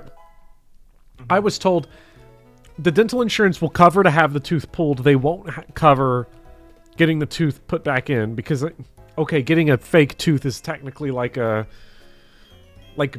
completely optional. You don't need it. Sorry. Do what? Have you bought the Team Galactic headquarters yet? The what headquarters? Team Galactic headquarters? Or I is that don't what think we're so. going to do right now? I was Like going to after go we're do the done with these gym. lakes. Well, after we're done with the lakes, I meant. Yeah, we'll do that. Okay, the store can only be a storage key after the player visits Lake Acuity. Okay, because I was looking ahead.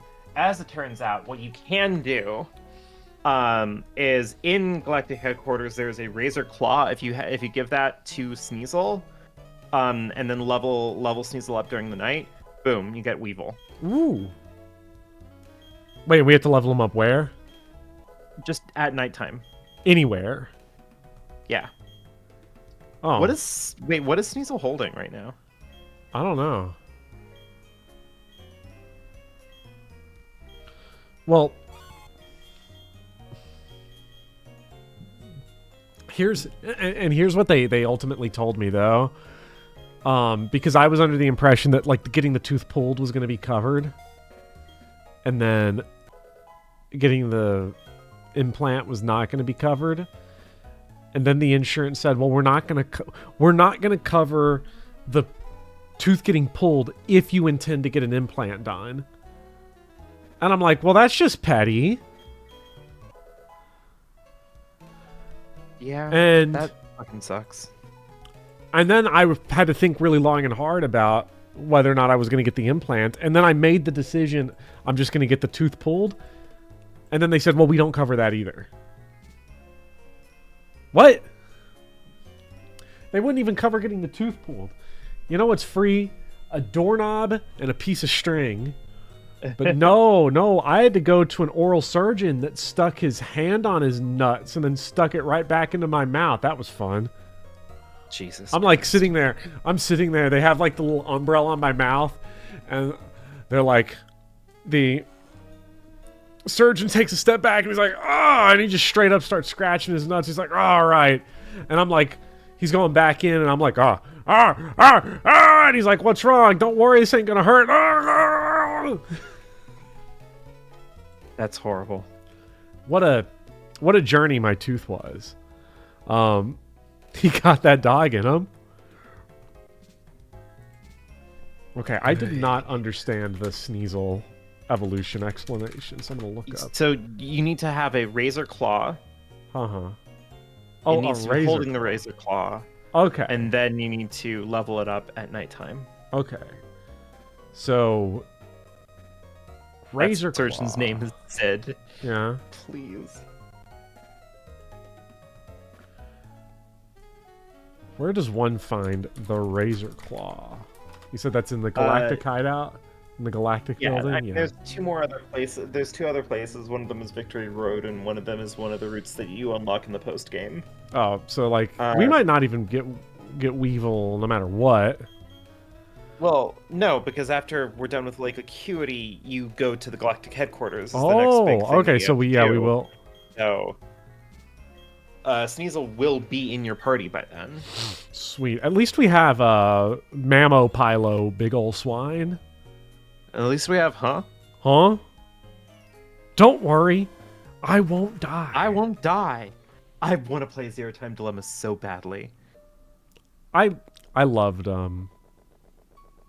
Zero Escape, whatever it was called, whatever that. Virtue's Last Reward. Virtue's Last Reward. Yeah, that game was nice. That game was a game for freaks.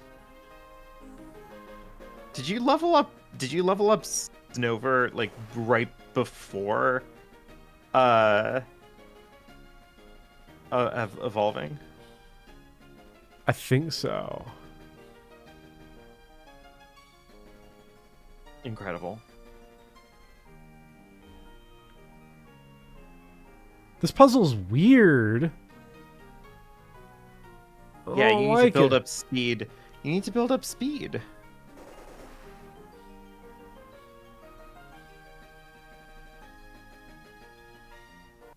No!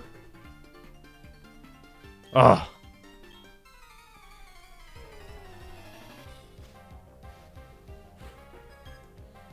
All right, Alicia. You know, after getting all these levels, what are the odds I just still get swamped? Like, hardcore? That'd be really funny. I am still gonna get it. Because Miller Time didn't get any levels. No. I can't believe ground is not super effective against ice. Ice needs to be weak against more things. Ice is weak against fighting and rock and fire, if I'm not mistaken. Come on. I feel like I have bad luck on attacks missing. Yeah. Any, like, sub 100, I feel like I'm missing all the time on so many of these attacks. No, I disagree. It definitely... Ice only resists itself. Well, that's a problem. That's not a problem. It is a problem. It should not resist itself. I need offensive options right now. Real bad. Huh? Oh, wait. We have a fully evolved Tier 3 Pokemon that can use a rock move. See, now you're thinking. Ice should be weak to ice. It really should. It would benefit me if every Pokemon we fought was weak to, like, all 20 types. Yeah.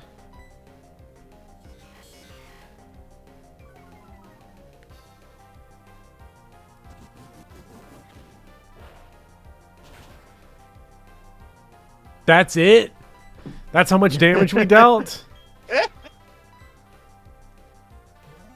What is this? Thank you so much for the $5, Blueberries. Donating for snow puzzles. I love snow puzzles. Top 10 favorite snow puzzles. Am I right? What are my favorite snow puzzles in video games? Was there like an ice dungeon in The Legend of Zelda? There was a ice dungeon in Twilight Princess. Yeah, that's the one with the old ball and chain, right? Yeah. There's also Ice Cave in Ocarina of Time. There's also Snow Point dungeon in Majora's Mask. Majora's Mask is the William Blake of Legend of Zelda games. But other than that, Majora's Mask sucks, so I don't really know. Majora's Mask is my favorite Zelda game. I know. Ever so slightly eking out Twilight Princess because you get to turn into a dog. And that makes it the 16th worst game of all time. The yeah. How many times am I gonna dip into that joke in the stream series? I say as if I have a coherent Zelda opinion. You should never have a coherent opinion about anything. No. Ralph Waldo Emerson taught us that if you're worried about the consistency of your opinions, then you need to stop because you're a coward. I think Ralph Edison taught us that he's not here for men. Actually, no, he didn't say that. He would have, though. Yeah. I forget actually what Emerson I forget what Emerson said, but when talking about like art, he had said that like consistency is the realm of small minds or something like that.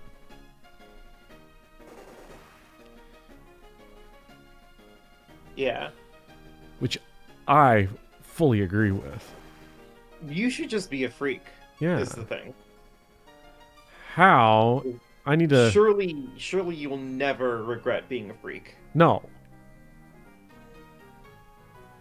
How am I supposed to... What's going on? I just... Well, I'm sick of fighting these stupid trainers. They're too tough. I was about to say, this is Pokemon, man. Mm-hmm. Your opinion should always be what makes other people like you, yes. I agree. As a YouTuber, I can't... Does ice resist water? Does ice... Well, no, it only resists ice. So it literally doesn't. But great.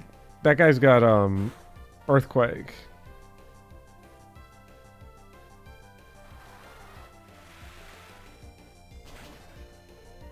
beautiful. This is a thing of beauty. Yeah, yeah. Oh, man. Okay, now we're dead. How is Piloswine... How is Piloswine outspeeding a pile of mud? This does not make any sense. You can't go faster than Miller time? It's Miller time. Alright, you think you can beat... Huh? Huh? Can you beat your dad? I'm your dad, son.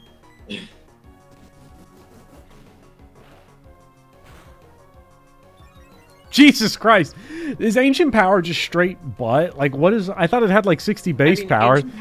Ancient Power's thing, as far as I understand, is that it has a chance to buff all of your stats. When you use it. Mmm.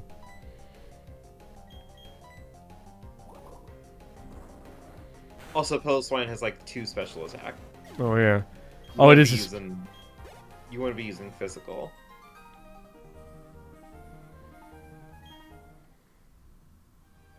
It's a pretty good move on other Pokemon. You love to see it. Yeah, you're also like 10 levels below all the other Pokemon here. Like, you are fighting at a huge deficit.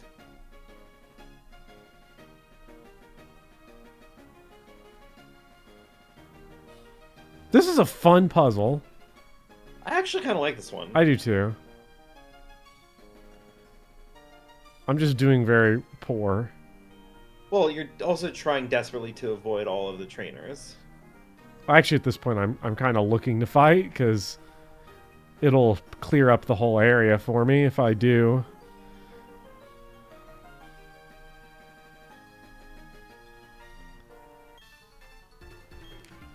Let's see Well, what happens here. You've spoken into existence. Here we go.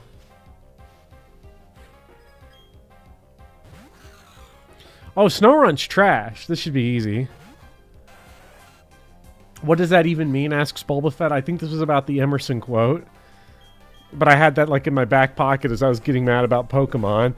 So like, okay, Emerson's basic idea was that if the main thing that you're like concerned about when you try to like track your opinions on stuff is about consistency, like holding very consistent beliefs about really anything, but he was talking specifically about art. But he was a transcendentalist, so he really applied it to everything.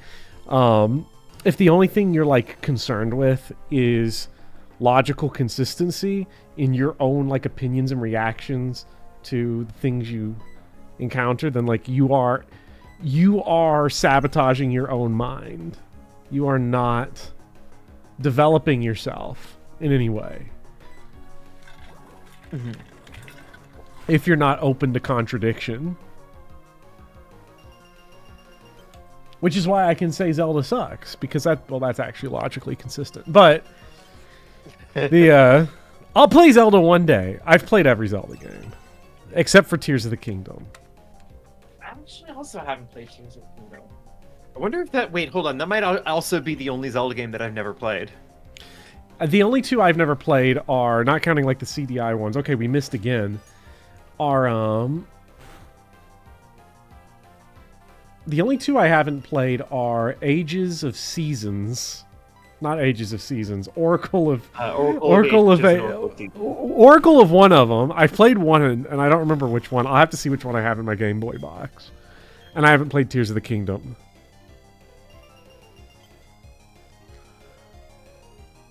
I have played Link's Crossbow Training, actually. Okay, I'm sorry. I haven't played Link's Crossbow Training. Fucking kill me. I have it. It's sitting over there.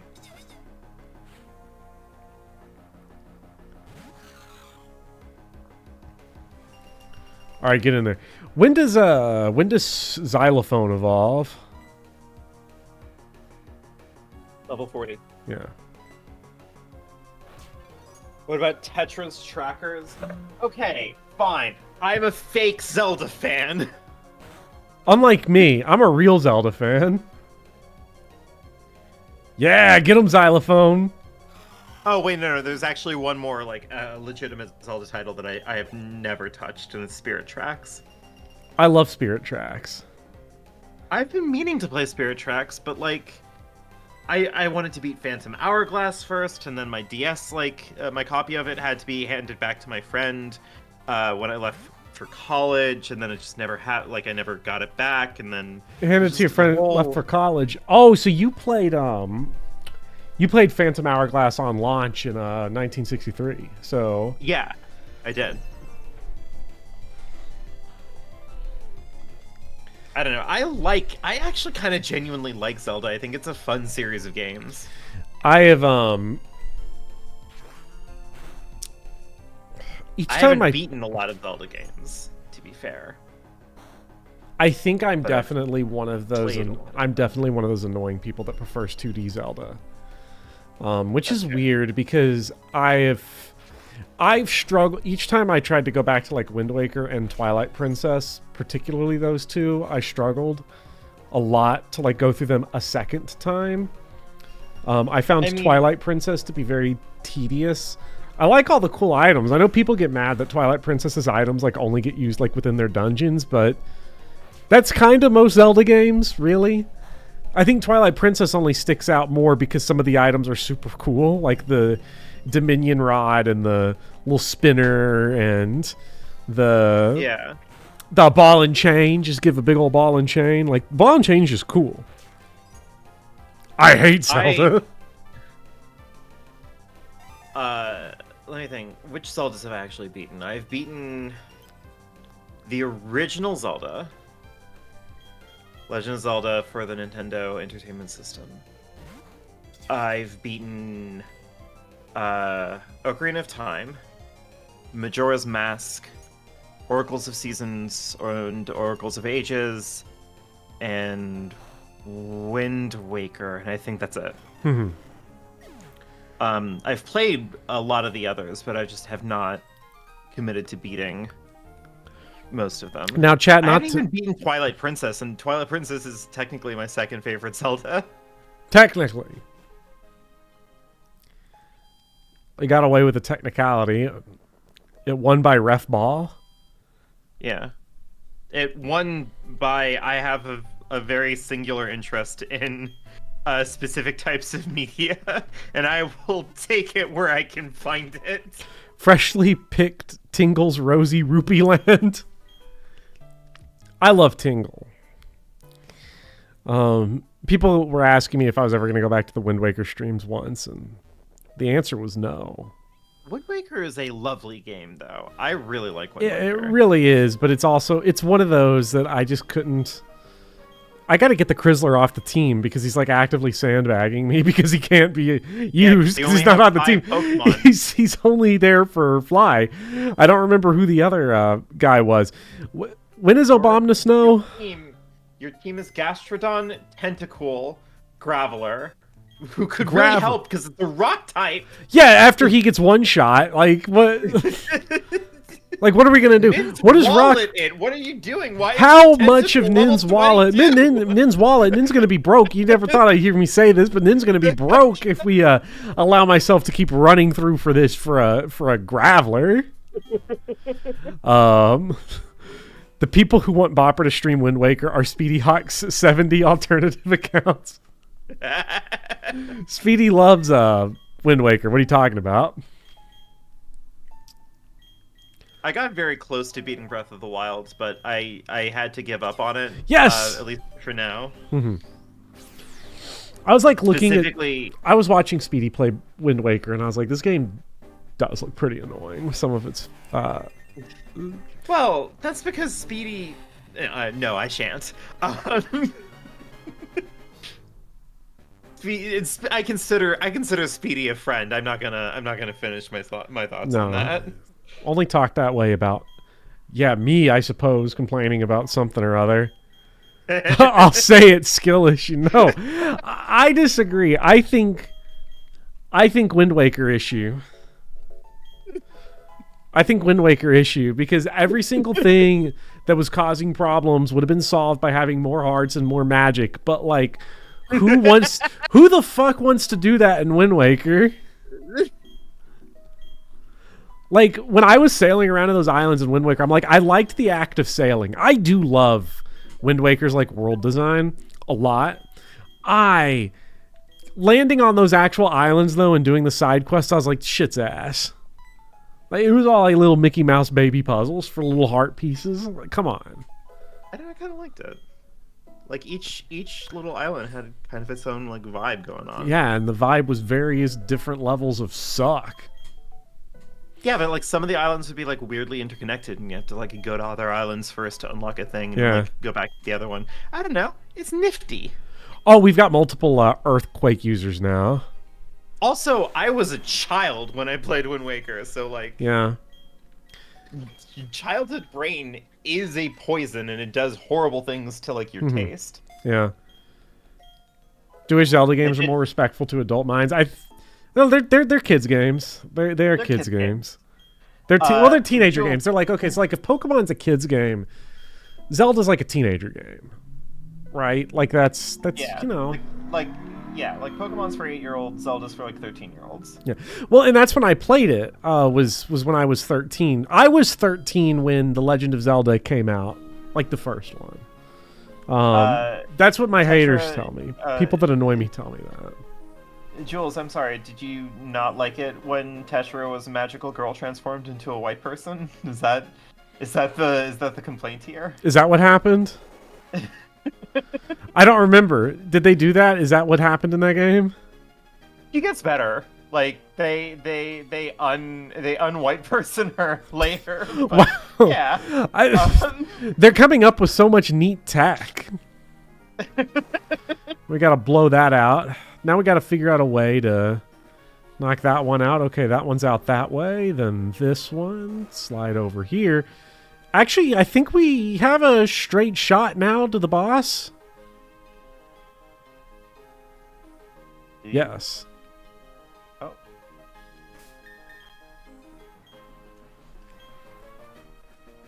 Hell yeah, there it is.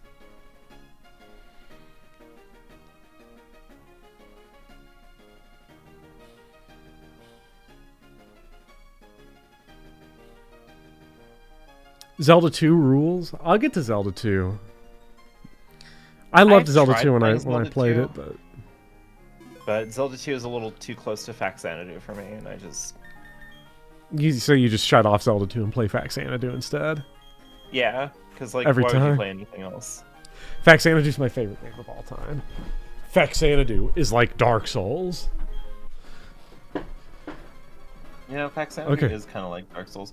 Can I ask why you're refusing to level up your tentacle? There's just no point. I know that there is very little point here, but like... There's just no point. So, Bopper, when are we going to get a tier list of the Video Game Club games? Oh, I was going to say, not to advertise, not to push the Game Club too much, Chad, but if you'd like to join the Game Club... It's your stream! Oh, people get mad, though. They're like, oh, why are you shilling for yourself? On my fucking stream. Fine, I will do it. So I will do it. What you're going to say. Oh, sell. Right into an earthquake is crazy.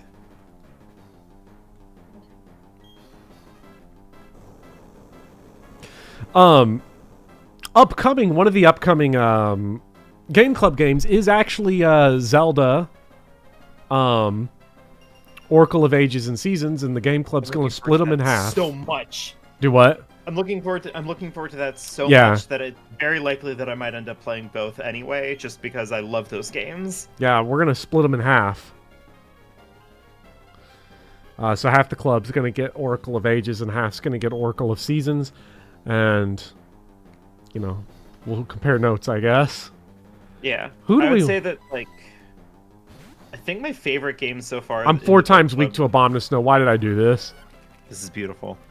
I think my favorite game in the book club so far has been Parasite Eve. I think so too. Parasite Eve is such a good game. King K, aren't Seasons and Ages and Seasons good? God, they're so good. I can't win this fight. This is over.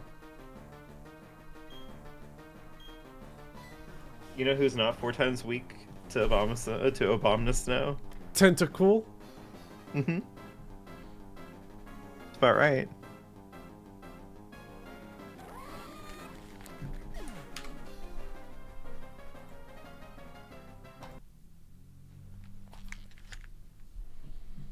Chad, I just got back from dinner. Welcome back. Which month is the Oracle games going to be? I don't know. They feel like spring games. They might be Well, like I mean, April or something. One of the games are all seasons. Yeah. It's kind of the point there. Yeah. What do you do in the So video you- game club? are you- Watch movies? No, Are you we gonna play both? in the video game club. I probably won't. That's a lot, but in the video game club we play a video game a month together and have a Discord hangout discussion at the end of every month. This Saturday is the hangout for Parasite Eve. I love Parasite Eve. Not only is sloppy, resistant to grass, he's super effective against Abominable Snow. I'm so mad because he has acid. It's like super effective because of grass. I was trying to tell you, man. Is he more physical? Is he more mental damage? I don't know. There's a lot of people say many things. He's also got barrier. That's really good. Oh wait, water pulse just straight sucks. It's just worse than bubble beams. Like who cares? And toxic spikes. Well, it can poison, confuse. So He's literally got toxic spikes and a super effective move against Abominable Snow, and evolves into Tentacruel, who statistically is really good. this is very funny. Like, Tentacruel is one of the Gen 1 Pokemon that they've never given a third evolution to after Gen 1 because it's like Charizard. Like, it's like it doesn't need it. Like, Yeah. Well, do you remember Tentacruel's appearance in the Pokemon anime where it's like the size of a skyscraper? oh yeah, doesn't he like straight up just knock over like Godzilla, just knocking buildings over? Yeah, it scared the living shit out of me as a kid. It's in the opening, right? Like Tentacruel smacking a building. Yeah, again, Pokemon has an uncanny way of actually just fucking scaring me. I can't play certain Pokemon games at night because it's too scary. Mhm. I had to when I did my Legends Arceus video, I had to play that game in broad daylight with music playing like in headphones to like help kind of buffer me from what I was saying. Oh, Sloppy just got very embarrassing. Sloppy just got a poison move that's twice as strong as acid. Popper. And the poison type resists wood hammer. Yeah. Is there a regional Tentacruel now? Is there? I mean, a regional Oh, yeah. isn't like There was that's not like an evolution to like rebalance it. Yeah. But it's still cool. Pokemon is scary though. I mean, again, imagine running into Victory Bell in real life. It's a It would be fucked up. It's a 6 foot tall mouth. Like, Imagine running into Onyx, a giant fucking moving rock snake with big angry eyes that screams at you. hold on, let me check the wiki. Like, that'd be fucking terrifying.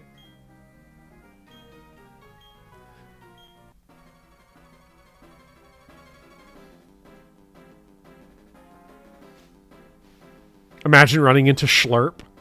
We used to have a Schlurp. I loved. Sure, hey, Fuecoco would be great. I loved Fine. Cocoa Puff. But like, can we talk about having an Incineroar as a pet? Can we talk about that for a second?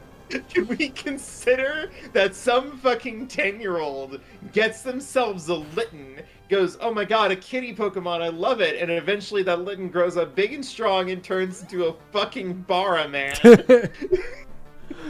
with a belt that burns you if you touch it. All right, Professor Birch has been found dead, murdered by a. Wait, you just said the Pokemon's name. I don't even remember what they're called anymore. Fuecoco Puff, Incineroar. I mean, we're talking about animals that like can on command light things on fire.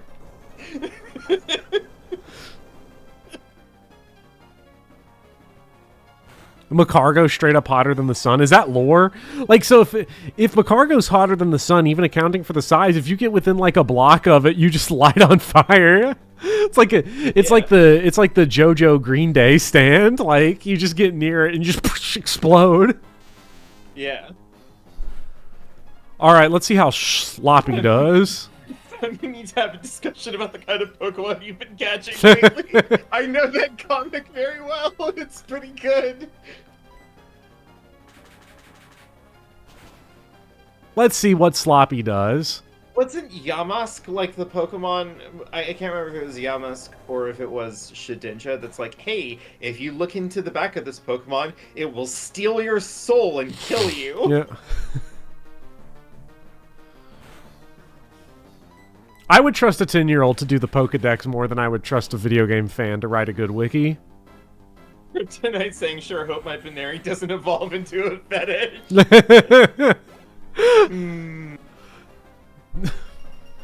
Sid! Sid! There are multiple Pokemon that fit that description. Oh my god. What, the fetish thing? Yo. No, Pokemon that will like steal your soul and kill you on the spot. Okay, so fetish. Yeah. I get it.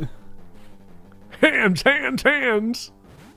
Could you imagine, like, so a Master Ball exists in this universe, right? Like 900 Master Balls exist in this universe. 900 Master Balls exist in this universe, and they can catch whatever Pokemon. So, like, imagine being fucking 10, and you run across Good job, a Rock. Pokemon that has, like, power over, like, interdimensional travel, and it's a giant fucking, like, bug creature monster thing, and you just throw a ball at it, and now it lives with you. Like, what does that do to your psyche?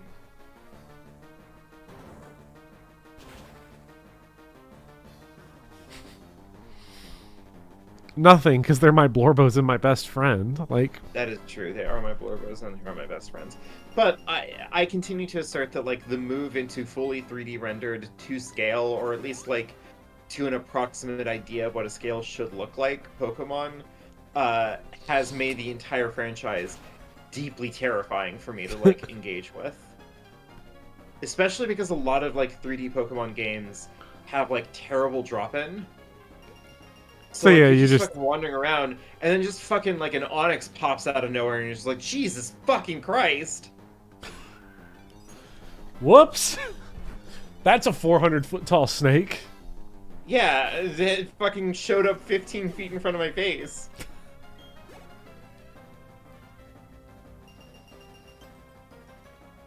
Don't walk into that tall grass, bro. Well, I mean, isn't that the reason why, like, Legends Arceus is so interesting? Because it does feel scary, because those Pokemon will try to fucking kill you! Yeah. Oh yeah, Bisharp. There's a friendly pet. Hey, Mom! Mom, come quick! I got a new Pokemon. Oh, sweetie, what is it? Is it like a cat or like a bug or something? And it's like, no, it's a thing made entirely out of swords. God, how many It's Edward Katana Hands. God, Family Court in the Pokemon universe is filled with Cybertrucks and dudes that evolved Benaries.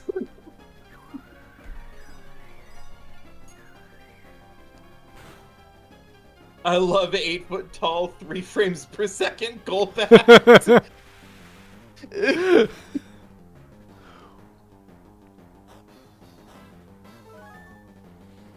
I wonder the logistics of owning a Wailord. Could you imagine if you owned a Wailord and it's like you get into a fight with somebody at school and you're like, you know what, fuck you, and you walk over to that guy's house and you throw your Wailord at that house and just boom, house gone.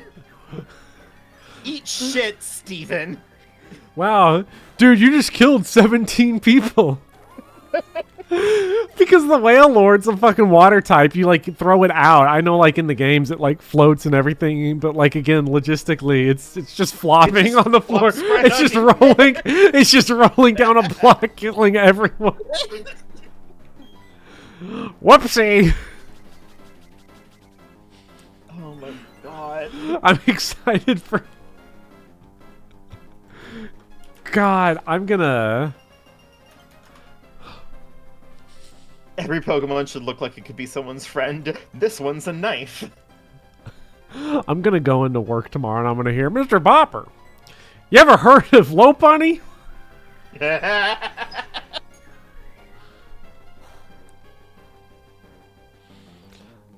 You ever heard about why they had to add a second final evolution to Ralts?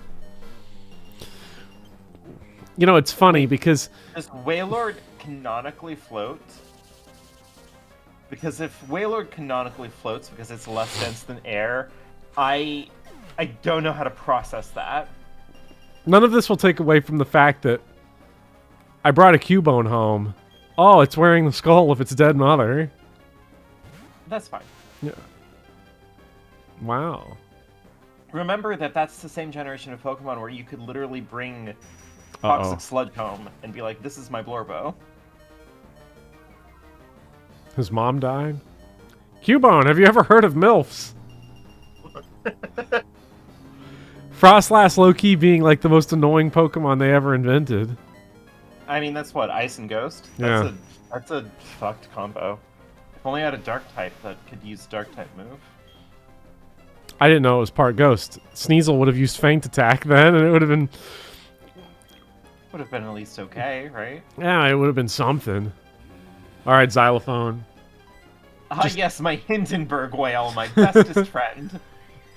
So yeah, then it's just My flying through the favorite middle of Blorbo buildings. is the red and white bomb. It's the one that explodes immediately. Everyone's house is that image from SpongeBob of Mr. Krabs and Squidward flying out of the Krusty Krab as it explodes. I brought home a... Wow. The ramifications of having a Ditto, what do you mean? Sid, what are you doing? Sid! Sid! Oh, that's rough. Wow, the Frostlass just fucking... You know, it's funny because I used Frostlass in Sword and Shield, and I don't think I ever killed a single Pokemon with Frostlass. I used Frostlass in Legends Arceus.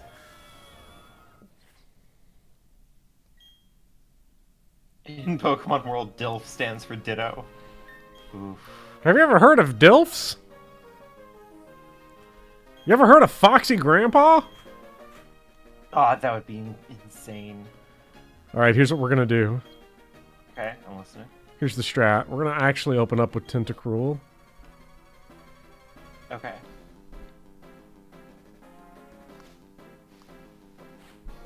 I'm with you so far.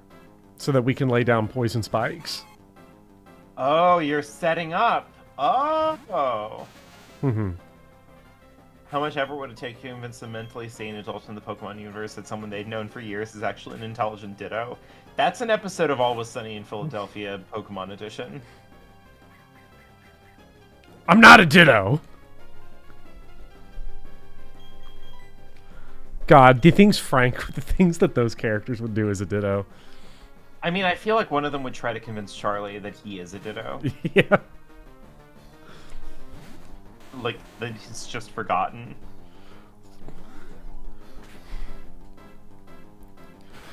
God, they're just screaming it like, Frank, you had sex with a Ditto!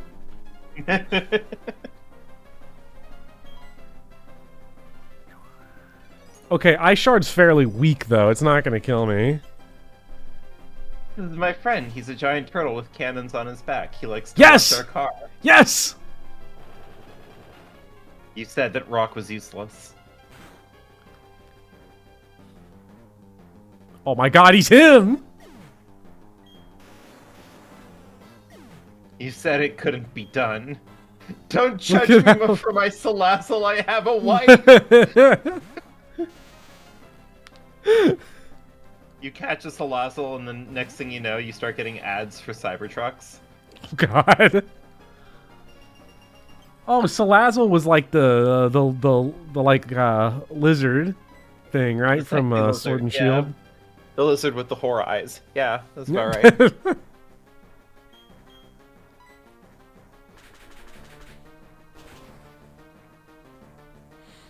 Honey, I just don't see why the Salazzle's got to eat inside. Oh, well, you see. Oh my god! No, the hail's gonna kill me! Shit! Fuck. Ooh. Brutal. The hard part here is that Candace has a full restore. Oh, yeah. Oh my god! Oh my god! Toxic spikes inflicts toxic, right? Not regular poison? I think it's just poison. Ugh. She gets cold in my Cybertruck. I have to take my Salazzle into the store.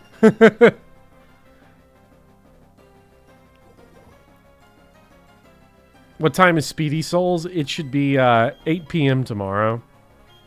That's so exciting. I think I should be able to catch that. I mean, I should, because, like... I should get the Pink Princess set up to be summoned just in case. Yeah, Eastern. Watch, listen, we're gonna be up at 2 a.m. again. To do. We're making a whole to do about this, right? Yeah.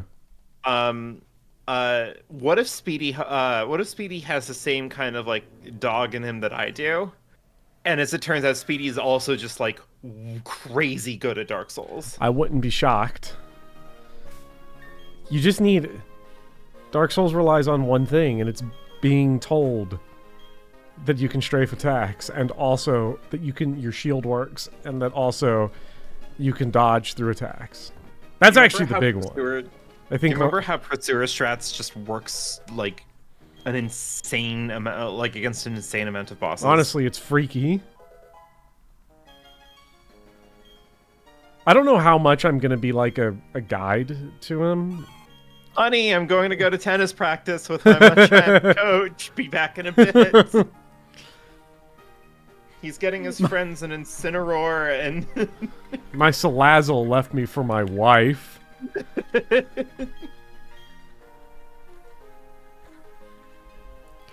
You know, Nintendo or Game Freak is like notorious about like if a fan comes up with something, they don't do it, but for some reason they keep putting Gardevoir back in these games. There must be some exception. What's your favorite Pokemon, Timmy? Well, gosh, my favorite Pokemon is Gardevoir. Golly gee! Why does Dad sleep on the couch? The worst part is like when I was a kid and I was playing Ruby and Sapphire, Gardevoir was my favorite Gen 3 Pokemon. But not for like horny reasons, but just because like, I don't know, they look elegant and cool in their psychic types, and I love psychic types. Mm-hmm. Let's try Beat Up. Beat Up looks kind of fun. The more Hell party yeah. Pokemon there are, the everyone attacks Beat Up. Like that's so funny. Didn't the leaks reveal some of the designers are really horny for Pokemon? They have to be. We didn't need a leak for that. We didn't need a leak for that.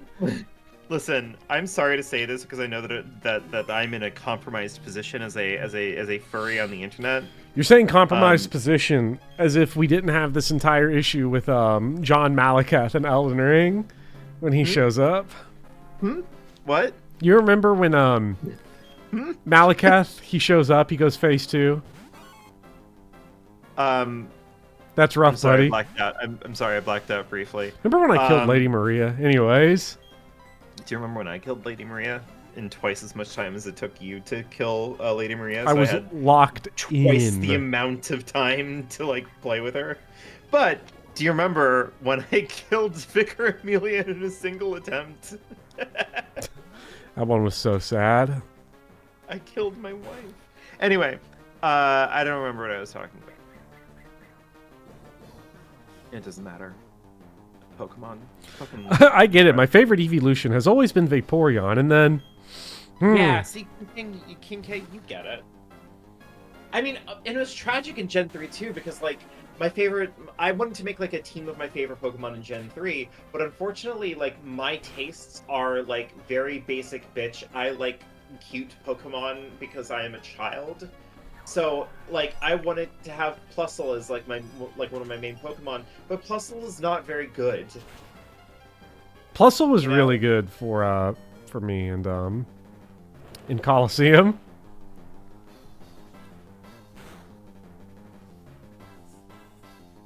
I love self-destruct strats.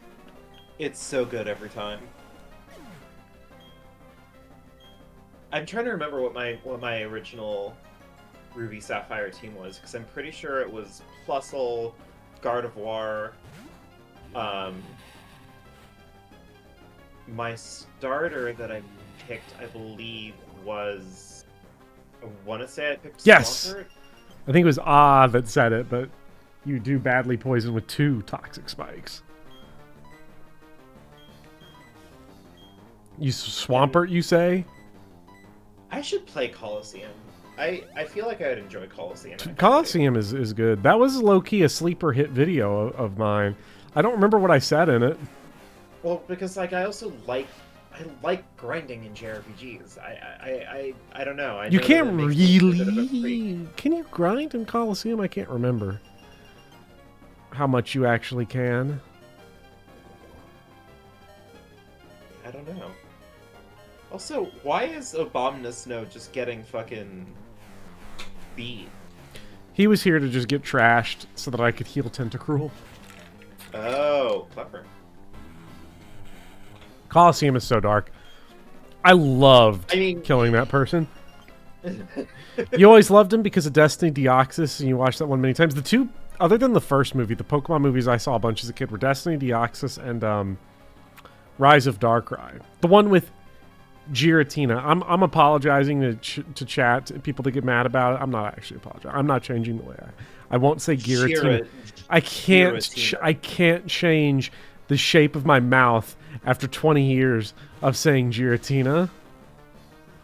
It's like trying to learn how to roll your R's. Like, I can't do it. I was too old when I tried to start learning languages that roll R's. My mouth just doesn't work like that. I can't do it anymore.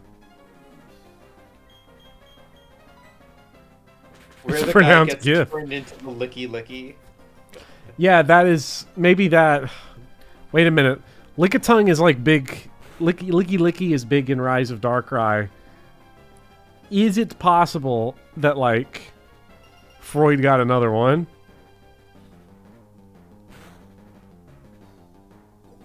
Are you obsessed with the big long tongue Pokemon? Schlurp? I don't know.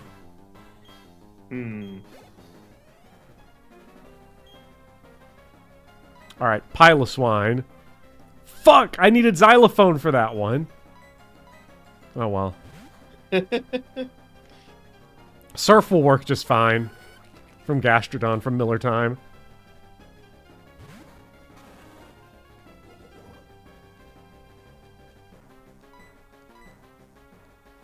I think this is super effective anyway.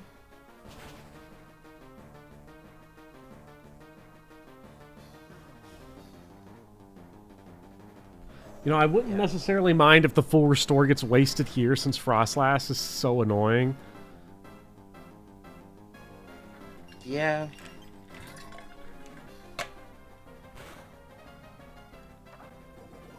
I think... Yeah, it's gonna get used here. Okay, it was wasted here. Ever heard of Milfsnick?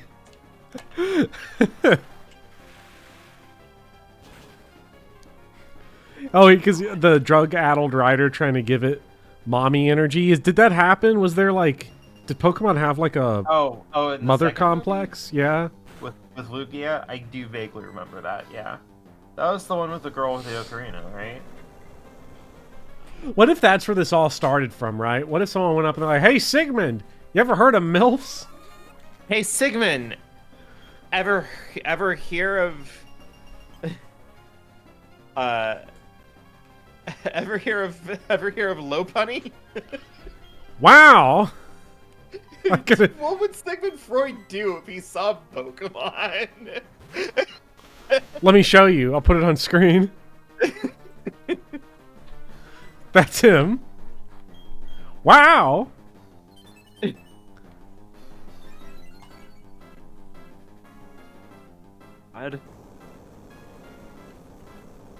Well, at least I got my barrier off instead of... I feel like if we could show Sigmund Freud posthumously, like the video game ecosystem, he would like return from the dead to be like, not so far-fetched am I, huh? You all thought it was pretty funny to make fun of me, make fun of old Freud for being a weird, horny, drugged-up freak. But, like, you tell me what's going on in that game. One of those Pokemon is just a big old man. Okay, we got this rabbit, you see, man, and we gave her the huge fucking tits. How about that? If there's nothing about it, please don't leak this to the newspapers. Please don't leak what we do in our meetings to the newspapers. What was the one? Didn't they say something like, okay, we want Typhlosion to date a sexy Latina?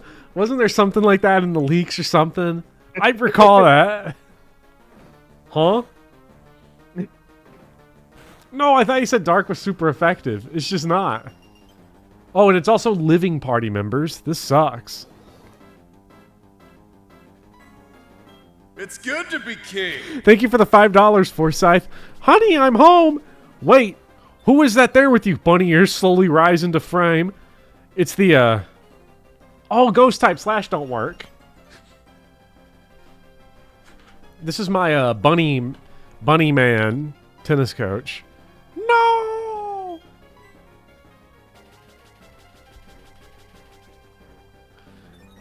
I'm mixing two things from it. Sigmund Freud would be addicted to internet porn.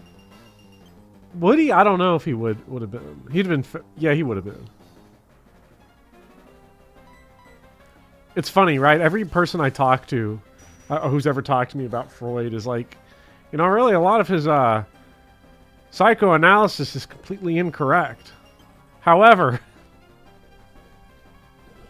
I'm home. Wait, yeah. Who is that there with you? Bunny ears slowly rise into the frame.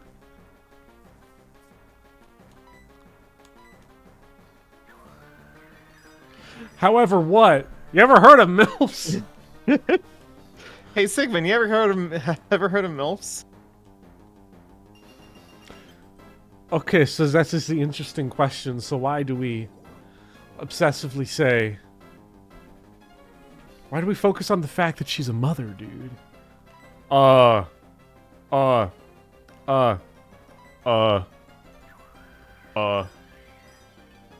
She's like, MILF, man. You wouldn't understand. It's what all the kids are into, scribbling shit on a little notepad. Okay. Yes!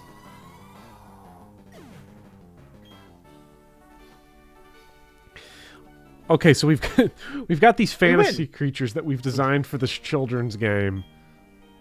Okay? Mm-hmm. What do they look like? Oh! Glad you asked. Wow! Now we gotta go get rock climb now. I like the idea of Professor Oak, like a person with like a registered job in this society is just handing out like little baby dragons to kids. It's like, hey, go kill some motherfuckers with this.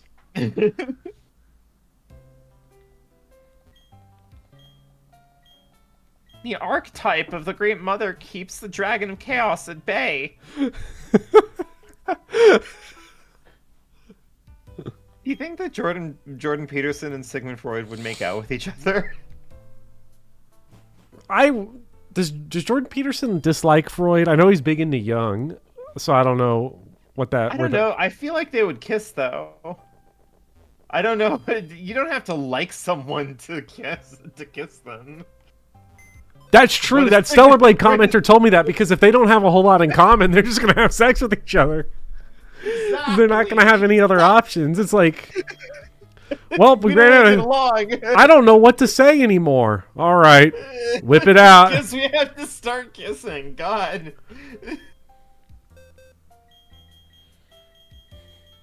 We had nothing in common, so I had to give Sigmund a hand job behind an Arby's.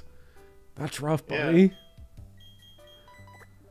That's a certified Chrysler moment. I sleep in a big bed with my wife.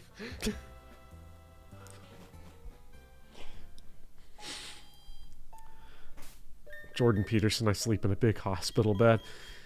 The oh my god, it's all the way down here. Oh my god. All right, we need to get a Metacham. Where do we get one? Can we get the... That is an excellent question. Give me the quick rundown on where to get me a Metacham. There are Metatites in routes 210, 211, 216, and Mount Coronet. Oh, we gotta fight this dickhead. Fucking Professor Layton here. This reminds me of a puzzle. This reminds me of that time I did your mom. What do you mean, Professor Layton? Nothing. Don't worry about it. Sigmund! No! We created a real tapestry here. Yeah. Professor Layton. Just MILF Hunter. Who's the other guy? Kakyoin? From JoJo's Bizarre Yeah. Adventure? Yeah, because wasn't his whole thing is like, well, I have no reason to go on this fight to go get Dio. It'll save Josuke's mom or Jotaro's mom. Yeah. Hold up. He was down bad for Jotaro's mom. It's my favorite retelling of Sleeping Beauty is Jotaro's mom and Kakyoin. Holly Joestar's got it going on. I don't know what to tell you. Ollie Joestar's got it going on. They're really... It's funny. That was like the MILF era. When you had like... well... Yeah, JoJo kind of skipped... Lisa was kind of the MILF era of JoJo's. Well, Lisa, that's uber Freudian. I'm your mom, Joseph, but you're hot! Yeah.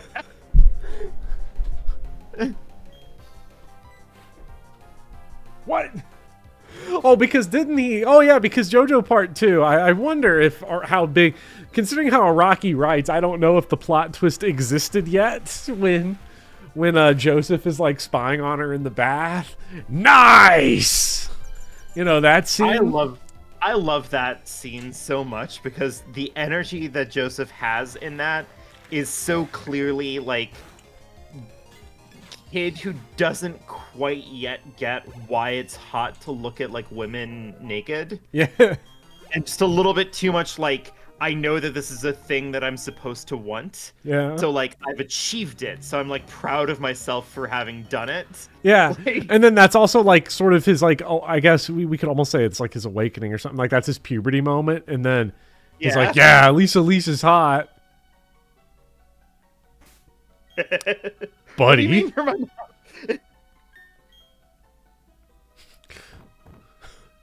mom? I love part 2 of JoJo's Bizarre Adventure. I think that was a good part, despite all of the Nazis in it. Well, you know, hey, I'm watching Hellsing, and like the whole plot of Hellsing. Well, I guess Hellsing's about killing Nazis. So yeah, JoJo's Bizarre Adventure Part 2 was not about killing Nazis. it was about opportunistically allying with Nazis. Yeah. Although I will say, there is that. I think this guy was one of the Nazis in it. I don't remember, but it's one of my favorite death scenes that any character has ever had in anything, because like one of the Pillarmen walks through one of like stroke. He walks through the guy and like it just vaporizes him vertically in half, and he still gets a death speech, even though he's been sawed cleanly awesome. vertically in half.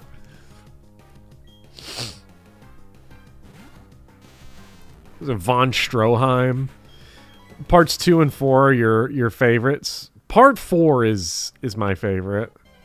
I mean, part 4 feels like the best part of JoJo's Bizarre Adventure. It just, I don't know. This evolves into Metacham, right? Metatite? Yeah. Yes. Okay. I'll just catch it and then Nin's wallet it. Yeah. You got this. The, oh, what else was there? There was, Part 2 took me 2 watches to really love. I think when I first watched it, I was sort of like everyone else, where it was like I wanted to get to the stands, and so Part 1 and Part 2 sort of felt like a chore, and really only Part 1 feels like that now, especially because Part 3 is... Part 3 is not the best. Part 3 is not very good. I would say that Part 3 is one of my least favorites. Which is a shame, because it has one of my favorite fights in all of JoJo's Bizarre Adventure. Which is, of course, the Derby fight. Yeah. But not the baseball one, the poker one. Well, of course, the baseball one's also great. Part 3 does have a lot of great moments, though. I love when old Joseph realizes, and he's like, the gorilla's the boat. What? Yeah. Because the gorilla's the boat.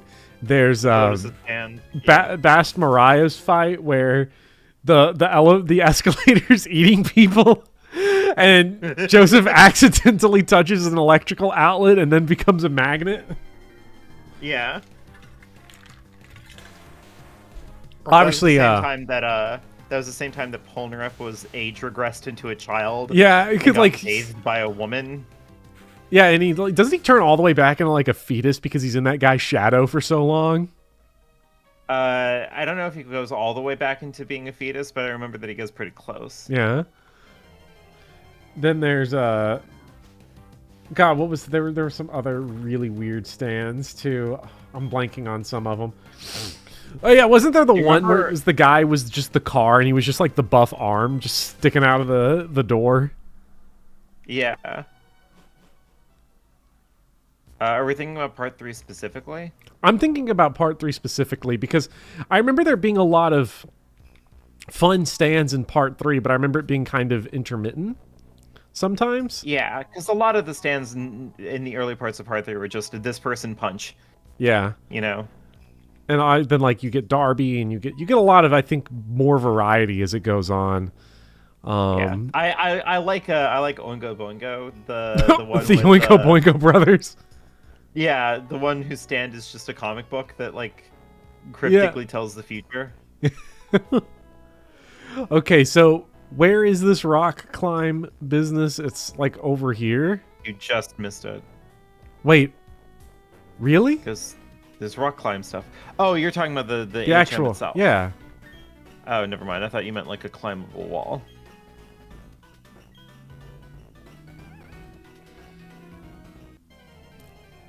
Kira is part 4.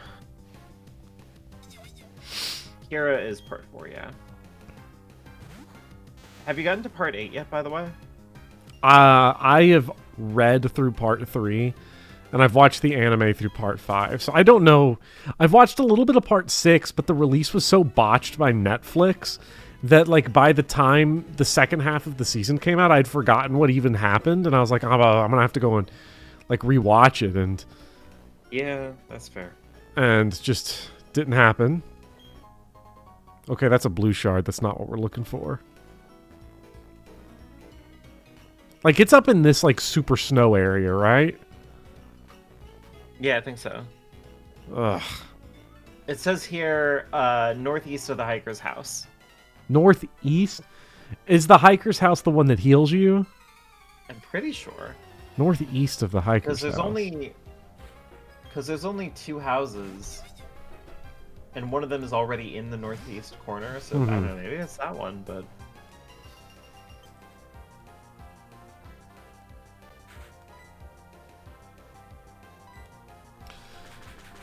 Netflix may be the only company capable of killing the JoJo hype. It is interesting because JoJo just does not... Like, is a part 7 anime is, like, probably not even... I mean, it was announced, I think. Was it announced?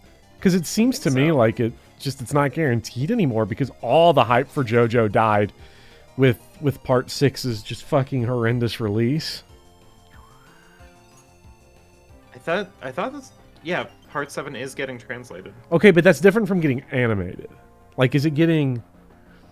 I know because I know they've been keeping the manga coming out. Like the manga's finally been coming out in like those really nice hardbacks. But I'm curious if we are going to get like the anime because there is a part. Nick says that there was. It was announced. Here.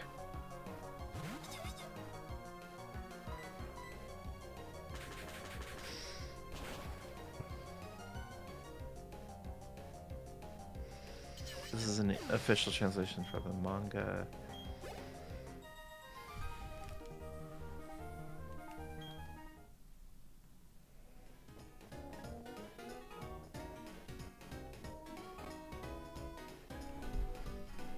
Let me look. I have not. Rock.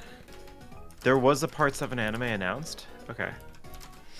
I mean, I guess. I have not seen anything here. So...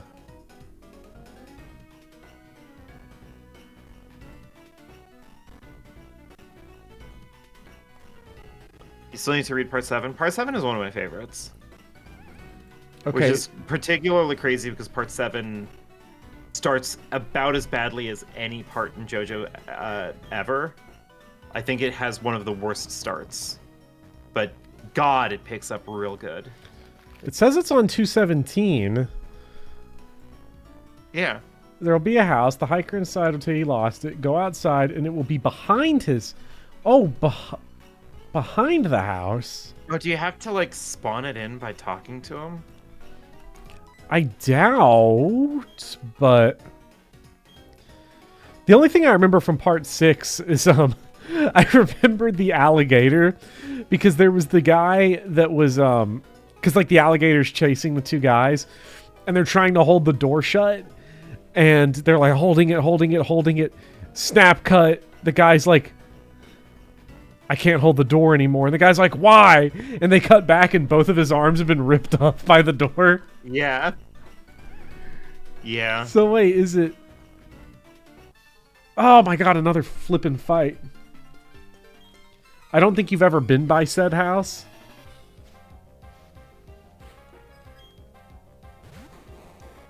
Good lord, now I have to fight this guy too. God, and we're so close to being done with Pokemon Platinum, my favorite game. Yeah. And then after that, it's gonna be Elden Ring. Yes. Your actual favorite game. My one of my actual favorite games. Ugh. Reflect.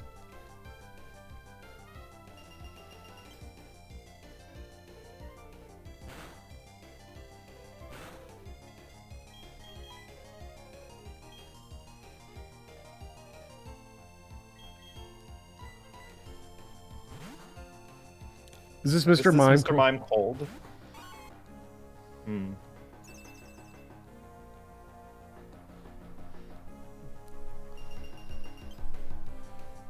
Do you think these Remember how... streams are affecting your view on these games in a positive manner? I actually think they're making my views on these games worse. Pokemon? Yeah. Well, it depends on the game, but... Yeah, I mean, I really gave you a rough challenge for Diamond, Pearl, and Platinum. I really like Gen 4 overall. I think that Gen 4... Because I guess I'm just grading on a different scale than a lot of people, because I don't really think too much about, like, competitive meta or whatever, game balance or whatever. But, like, I love Gen 4's, like, environment. I think that its world is really, really charming. But I think a lot of it is also on me. I think I need to just sit down. Well, it's interesting, right? Because the really popular videos that I did were on 1 and 2, and I just played 1 and 2 regular.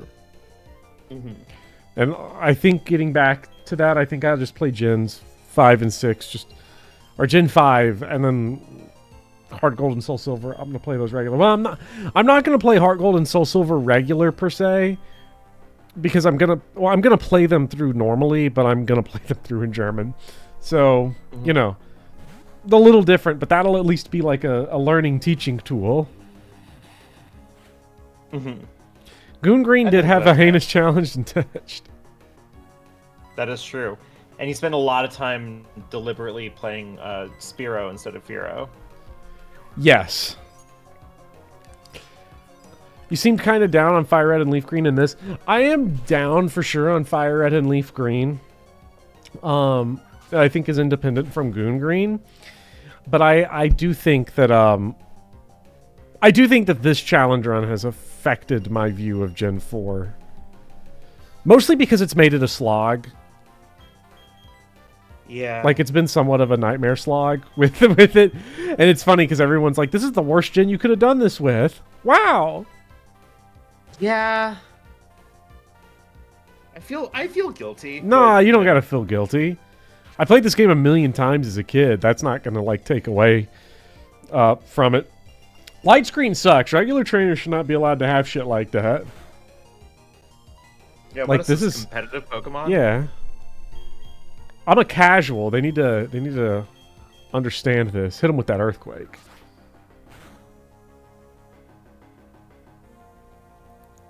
I think I also have a little bit of impatience. I think the other thing that's sort of put a damper on Gen 4 for me a little bit is that when I streamed Pokemon Red, for example, there was like no...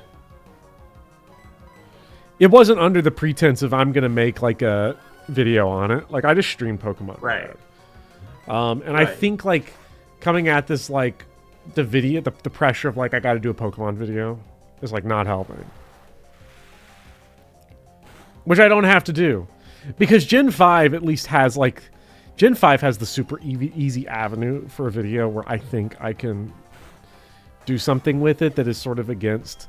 Because every compliment I've ever gotten on those Pokemon videos is like, wow, those are the first videos I've ever seen that made me think about Pokemon in a different way. And I'm like, one, thank you, and two, fuck. What am I gonna do from here? Because it isn't just like a few people saw it and said it. 600,000 people saw it, and many of them said it. And it's like, oh, how do I follow that up? I know, Dark Souls. That is true, Lord Penton. That's probably the direction it's going to go. It is probably going to be skip Gen 4. There was nothing saying I had to do Gen 4. Nothing saying I had to do any of the games after Gen 1. Well, analytics. All analytics said was do a Pokemon video. It didn't say anything about what it had to be. It just said do one. Yeah. And I think Gen 5 is going to be... Gen 5 is interesting because I do think that one can be really funny. Especially if I am just witheringly sarcastic in it, but in the type of way that makes people very mad. There are people that get really mad with some of my videos because I don't do like a clear tone shift for a joke. Yeah. When I'm like intentionally getting information wrong.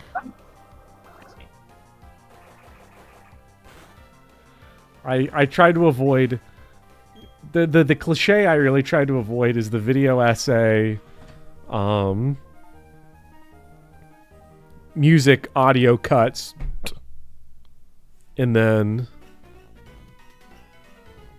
I do like the joke, and then the like fumble around explanation. I try to avoid that more and more the further I get into this whole ordeal. I used to do it. Now I try to avoid it. It does have the consequence of people getting mad, though, when I call it the vending machines in Stellar Blade are like the bonfires from Elden Ring. Yeah, I find that so silly that people got mad at you over that. That's barely worth it. I mean, I thought it was pretty funny.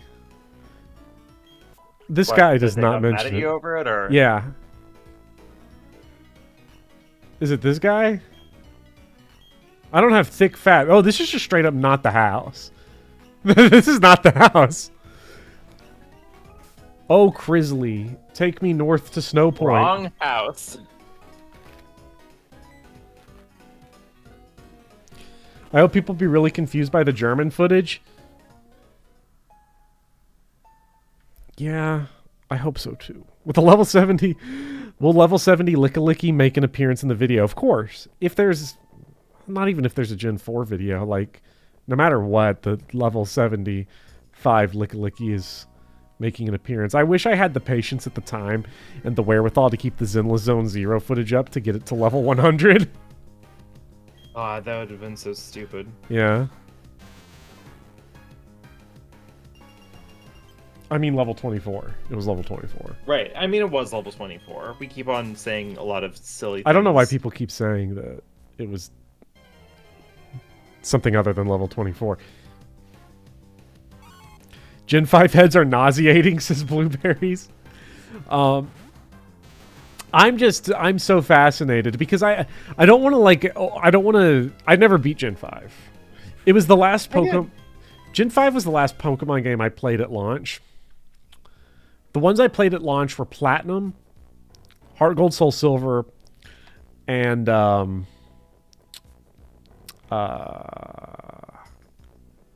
and White. That was literally it. But I didn't beat Black and White or Heart Gold, Soul Silver. I think the only Pokemon titles, like main series Pokemon titles that I have not beaten are Black 2, White 2, Sun and Moon. I did beat Sun and Moon. I've played all of them, but I played them all like fairly post-launch. Yeah, and I've played both Black 2, White 2, and Sun and Moon. I just never beat either of them. So I really don't want to go into Black and White with like it's going to be so hard to like unbias myself from being like, well, I don't think this is the house. You remember that time in Sun Moon where like if you pressed the wrong button, you went into like the hangout park garden thing, and you had the like 15-minute long unskippable cutscene or whatever? That happens a lot in that game. And it just like it's just horrible. It's just a nightmare. This has got to be it. That's TMO7 There we Hail. go. Damn it. Wait, I saw another item. This has got to be it. Yes, it is. There we go. We got it. It's TMO7 Hail. I should have just had two of them. God, there's two Hails. But yeah, I don't want to go into Gen 5 and be like, okay, so people say this game's like dark and stuff. This is actually the worst written Pokemon game of all time. Like, and then just make jokes about how like this is a dark, serious, mature game for dark, serious, and mature people. If only because I expect it to be so comparable and on the level with other Pokemon, and it's like introduction.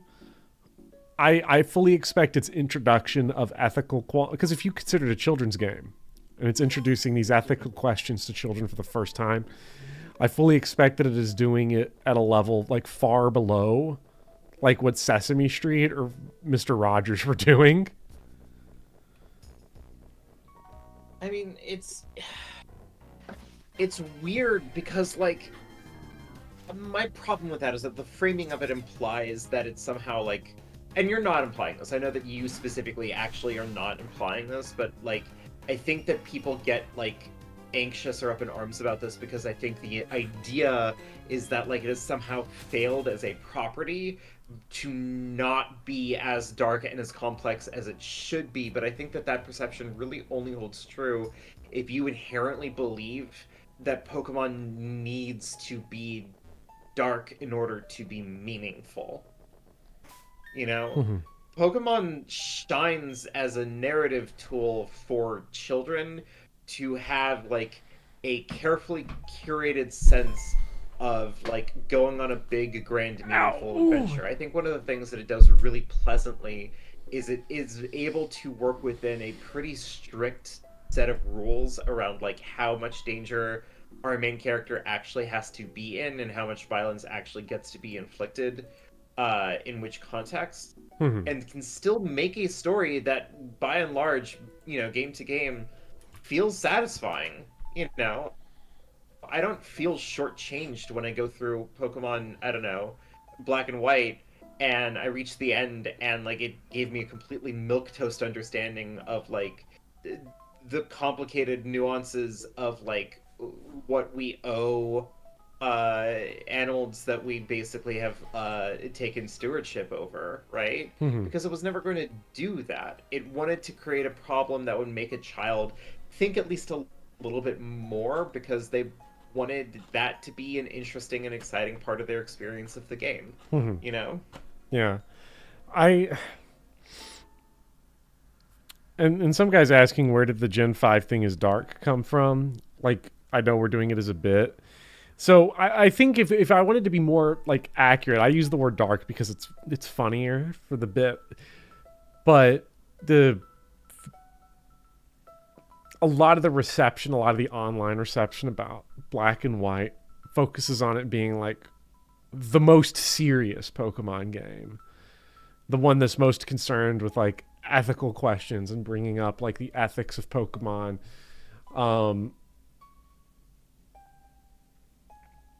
Yeah, but and forcing the player to contend with that. But like, sorry, it doesn't, from what I remember and from what I'm going to guess going in, my prediction going in is that it engages with these topics on an incredible surface level and doesn't actually make us contend with them the way Mr. Rogers would make us if this was an episode of Mr. Rogers' Neighborhood. Sure, but like that also still makes sense to me. Like, why would you want to do that to a kid who wants to play a game about befriending a bunch of cool critters?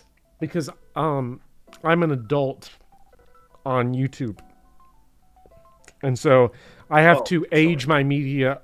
I have to age games up with me instead of moving on to other things, other adult things. Getting that seinen anime title. I'm gonna say something outlandish here, which is that, you know, the statement that all art is political.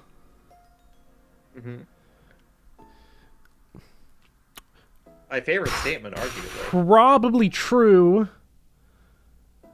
Especially because a lot of times when people will say that, we do cast it in like this incredibly wide net of like all art is a product of both the political systems that it was made under, and also anything that deals with issues of people deals with issues of politics. Incredibly broad net that fits over everything, but I think the primary practical use of that term has been used as an excuse for media critics to not grow up, and as a way to elevate cars, because then it puts cars, if all art is political, that means all art has serious value that is like kind of equalized, so I can just talk about Disney movies all day. And I don't need to go dig deeper into films for adults or games for grown-ups that tell adult stories, because I can now use this sort of I can use this statement, this idea about all art being political, as a way to say now children's media has the same artistic value and maturity as something that's made for adults. It's just used by YouTubers. I don't like the YouTube obsession with children's media. I don't like that I have to like also somewhat engage with it sometimes to make money. Yeah. But I also I would never pretend that it's for anything other than that. On some level, we're all still making the Cars eugenics video. No, Doran, I think that the statement is true as a general axiom. I think that its application is just as on YouTube. On YouTube specifically, the application of all art is political is literally just an excuse for YouTubers to talk about children's movies. Yeah. Like that's it. Here's the wild politics of Disney sequels. I like I like a lot of those YouTubers, but it's like, come on. Come on. Well, I mean, please, the reason why, please. like, next year, I was thinking my theme for next year was going to be actually discussing like political ideas in art, because I think that the way that the term all art is political is handled, beyond what the very true thing that you're saying, where it's just like, yes, obviously a lot of like YouTubers just are using that as an excuse to like talk about like children's media for money. I think that the far more nefarious thing that I see it used for is a bipartisan effort to convert art into political statements made with like an intention that aligns with a party's ideologies. And I think that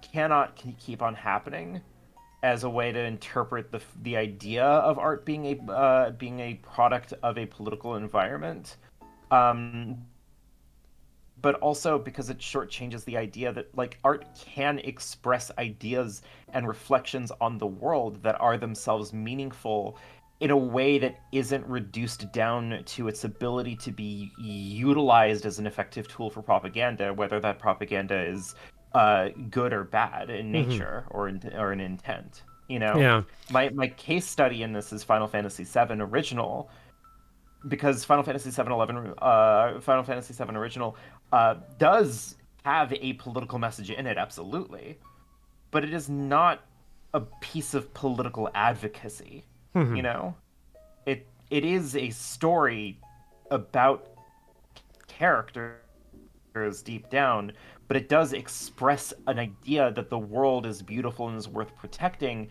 not in a way of like encouraging direct action, but in a way to foster a connection with like a beauty that people may not think about actively, you know? It is the greatest failing, I think, of the I'm sorry, I'm on a tangent now, but I do think it is the greatest failing of the remake project, beyond like its logistical storytelling differences from the original, is that the remake series has no qualms about telling you that the planet is important and that it's dying and that Shinra is doing bad things to it and you have to stop it,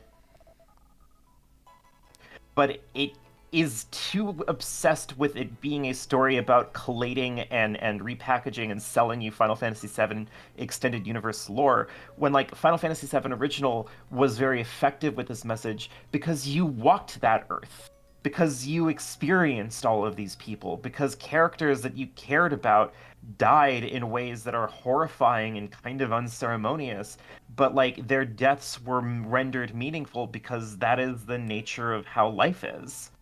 You know, it had a very simple elegance to what it thought about the natural world that doesn't feel like it's trying to sell you a message, you know? Okay, I'm rant over, I'm sorry. Final Fantasy VII over. And then Sid does Aerith's mom, but... Yeah, and then Sid does Aerith's mom, yes. I think the... and there tends to be there tends to be like a flatlining, I find, with a lot of political analysis of media, because it is very like ideologically driven, where I can come at any work of art and put like leftist analysis on it that is gonna be borderline, if you change the nouns of the character names and of the title, it can be borderline interchangeable with like a lot of stuff. I think the most challenging part of art as an adult is that good art forces you to talk to yourself about yourself, and that is rough. Yeah. And politics can be a good way to sort of circumvent that. You can... Because I would imagine any political like analysis of like, say, Shakespeare. Why are Shakespeare's plays the way that they are? Well, we can track that. We understand the politics of his era and why he would have written the plays that he did, and especially with the histories, why those were the subjects, why they were depicted that way. You don't get anything out of that, though. Not really. Not anything more than I think Right. a blurb would necessarily do. It's like, oh, because Elizabeth was the queen, and so he wrote good about the lineage that led to her and wrote bad about the other monarchs that were not her ancestors. Okay, that's it. It is extremely reductive to the value you would actually get out of that art on a personal level. Yeah. I think of any, For sure. because I was going through. You've been watching Mikhail Haneke's films, and I've been going Yes, through I them have, too. I've been Ben. going through them too, and I've been like stunned by it because I'm like, I watch a movie like The Piano Teacher, and I'm like, this is such a good film and a really like challenging story to get through, because of how personally tragic it is to watch. This isn't like any attempt to like analyze it as a social commentary would be hiding from what it actually is. Because if you confront it for what it actually is, you would have to think about yourself and the way you behave towards other people and the way you behave towards yourself. And I don't know, I find so much YouTube. This really is just about YouTube because that's the platform we're on. I just find so much of the YouTube art analysis to just be so interchangeable, because so much of it is just, here is why Gravity Falls is the greatest art ever because it has this social commentary. But you could change that out with anything else. It's prefab analysis.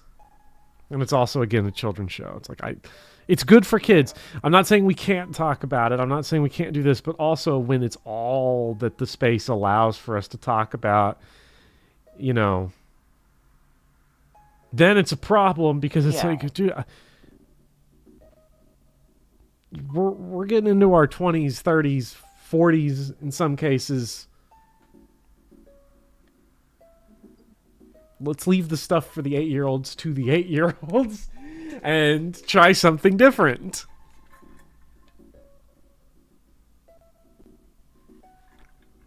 Yeah, and like, I don't know.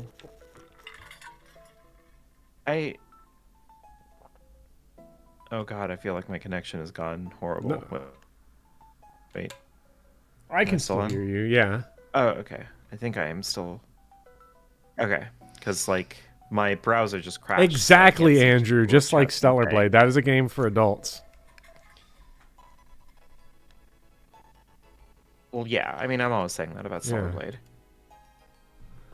I don't know why my internet is just like having a time. I need to move my desk back into the living room. I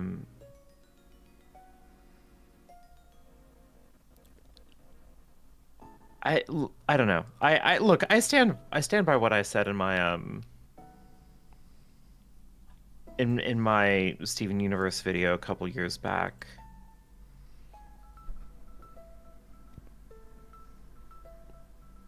There we go. I'm back finally. But like, I don't know. Trying to have an understanding in a relationship with children's media is always very weird as you get older, because like, I think people just on some level are deeply embarrassed at the idea that they like something that's for kids, because they have the idea that if it's for kids it is like necessarily bad. So the argument just tends to like warp and twist into, well, actually it's secretly for grown-ups, or it's secretly like dark and fucked up. And you know, did you see the part in Scarlet and Violet when you feed the dog a whole bunch of herbs, and you know, this thing with the dog, and it's like, yeah, but like, you can just like that, like that's okay. You can enjoy that. It's not gonna like hurt you. you know, it's the weird thing that happened with bronies, you know, where like they couldn't bear the idea that they like a kids show.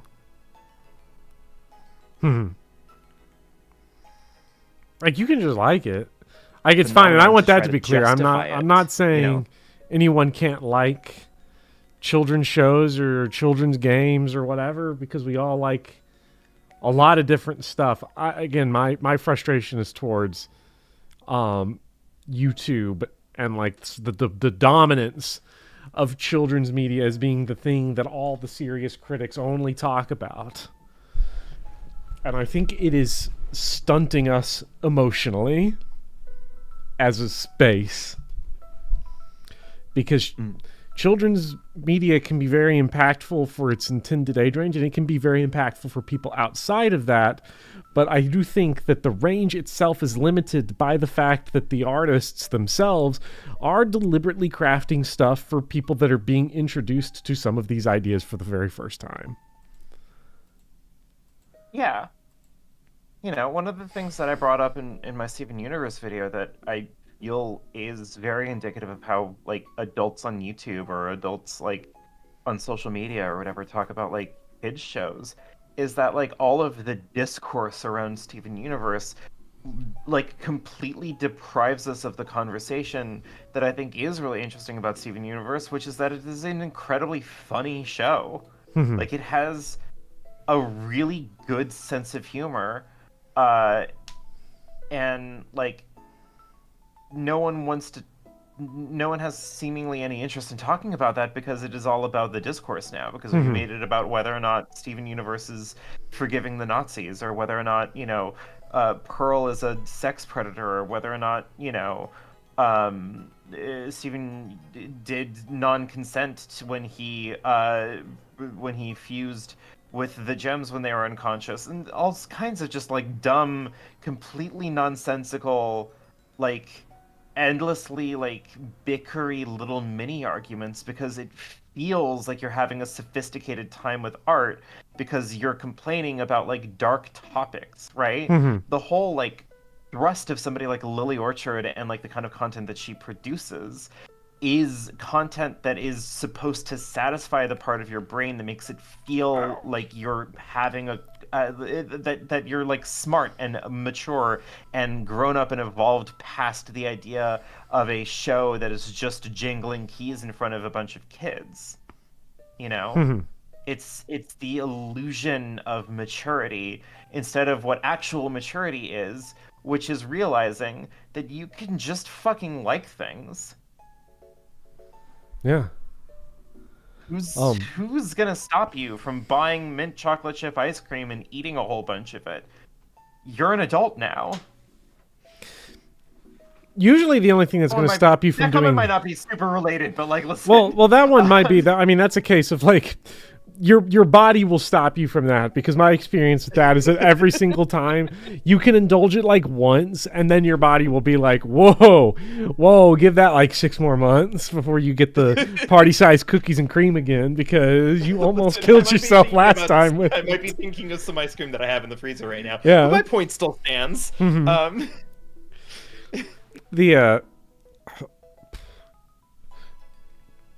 I would specify, Doran, I would not say that it's animation in the West. I'd say it's animation in America, because the Brits, the French, the Hungarians, and the Czechs have a very rich history of really, really good animation for a wide variety of audiences. The problem is that because the animations, especially especially from the Czechs and the Hungarians, is very like experimental, often very like film festival fare. It just didn't get the play, the notoriety here that it deserves. Too much watercolor, too much surrealism, too much stop motion. And it kind of hurts the reputation of those. But People have been gassing up French animation recently, but it's only because they started making children's movies. It's funny how that works. Isn't Miraculous Ladybug a French production? Yeah. That was briefly Tumblr bait. Yeah. I know that CJ the X really liked it / might still really like it. Mm-hmm.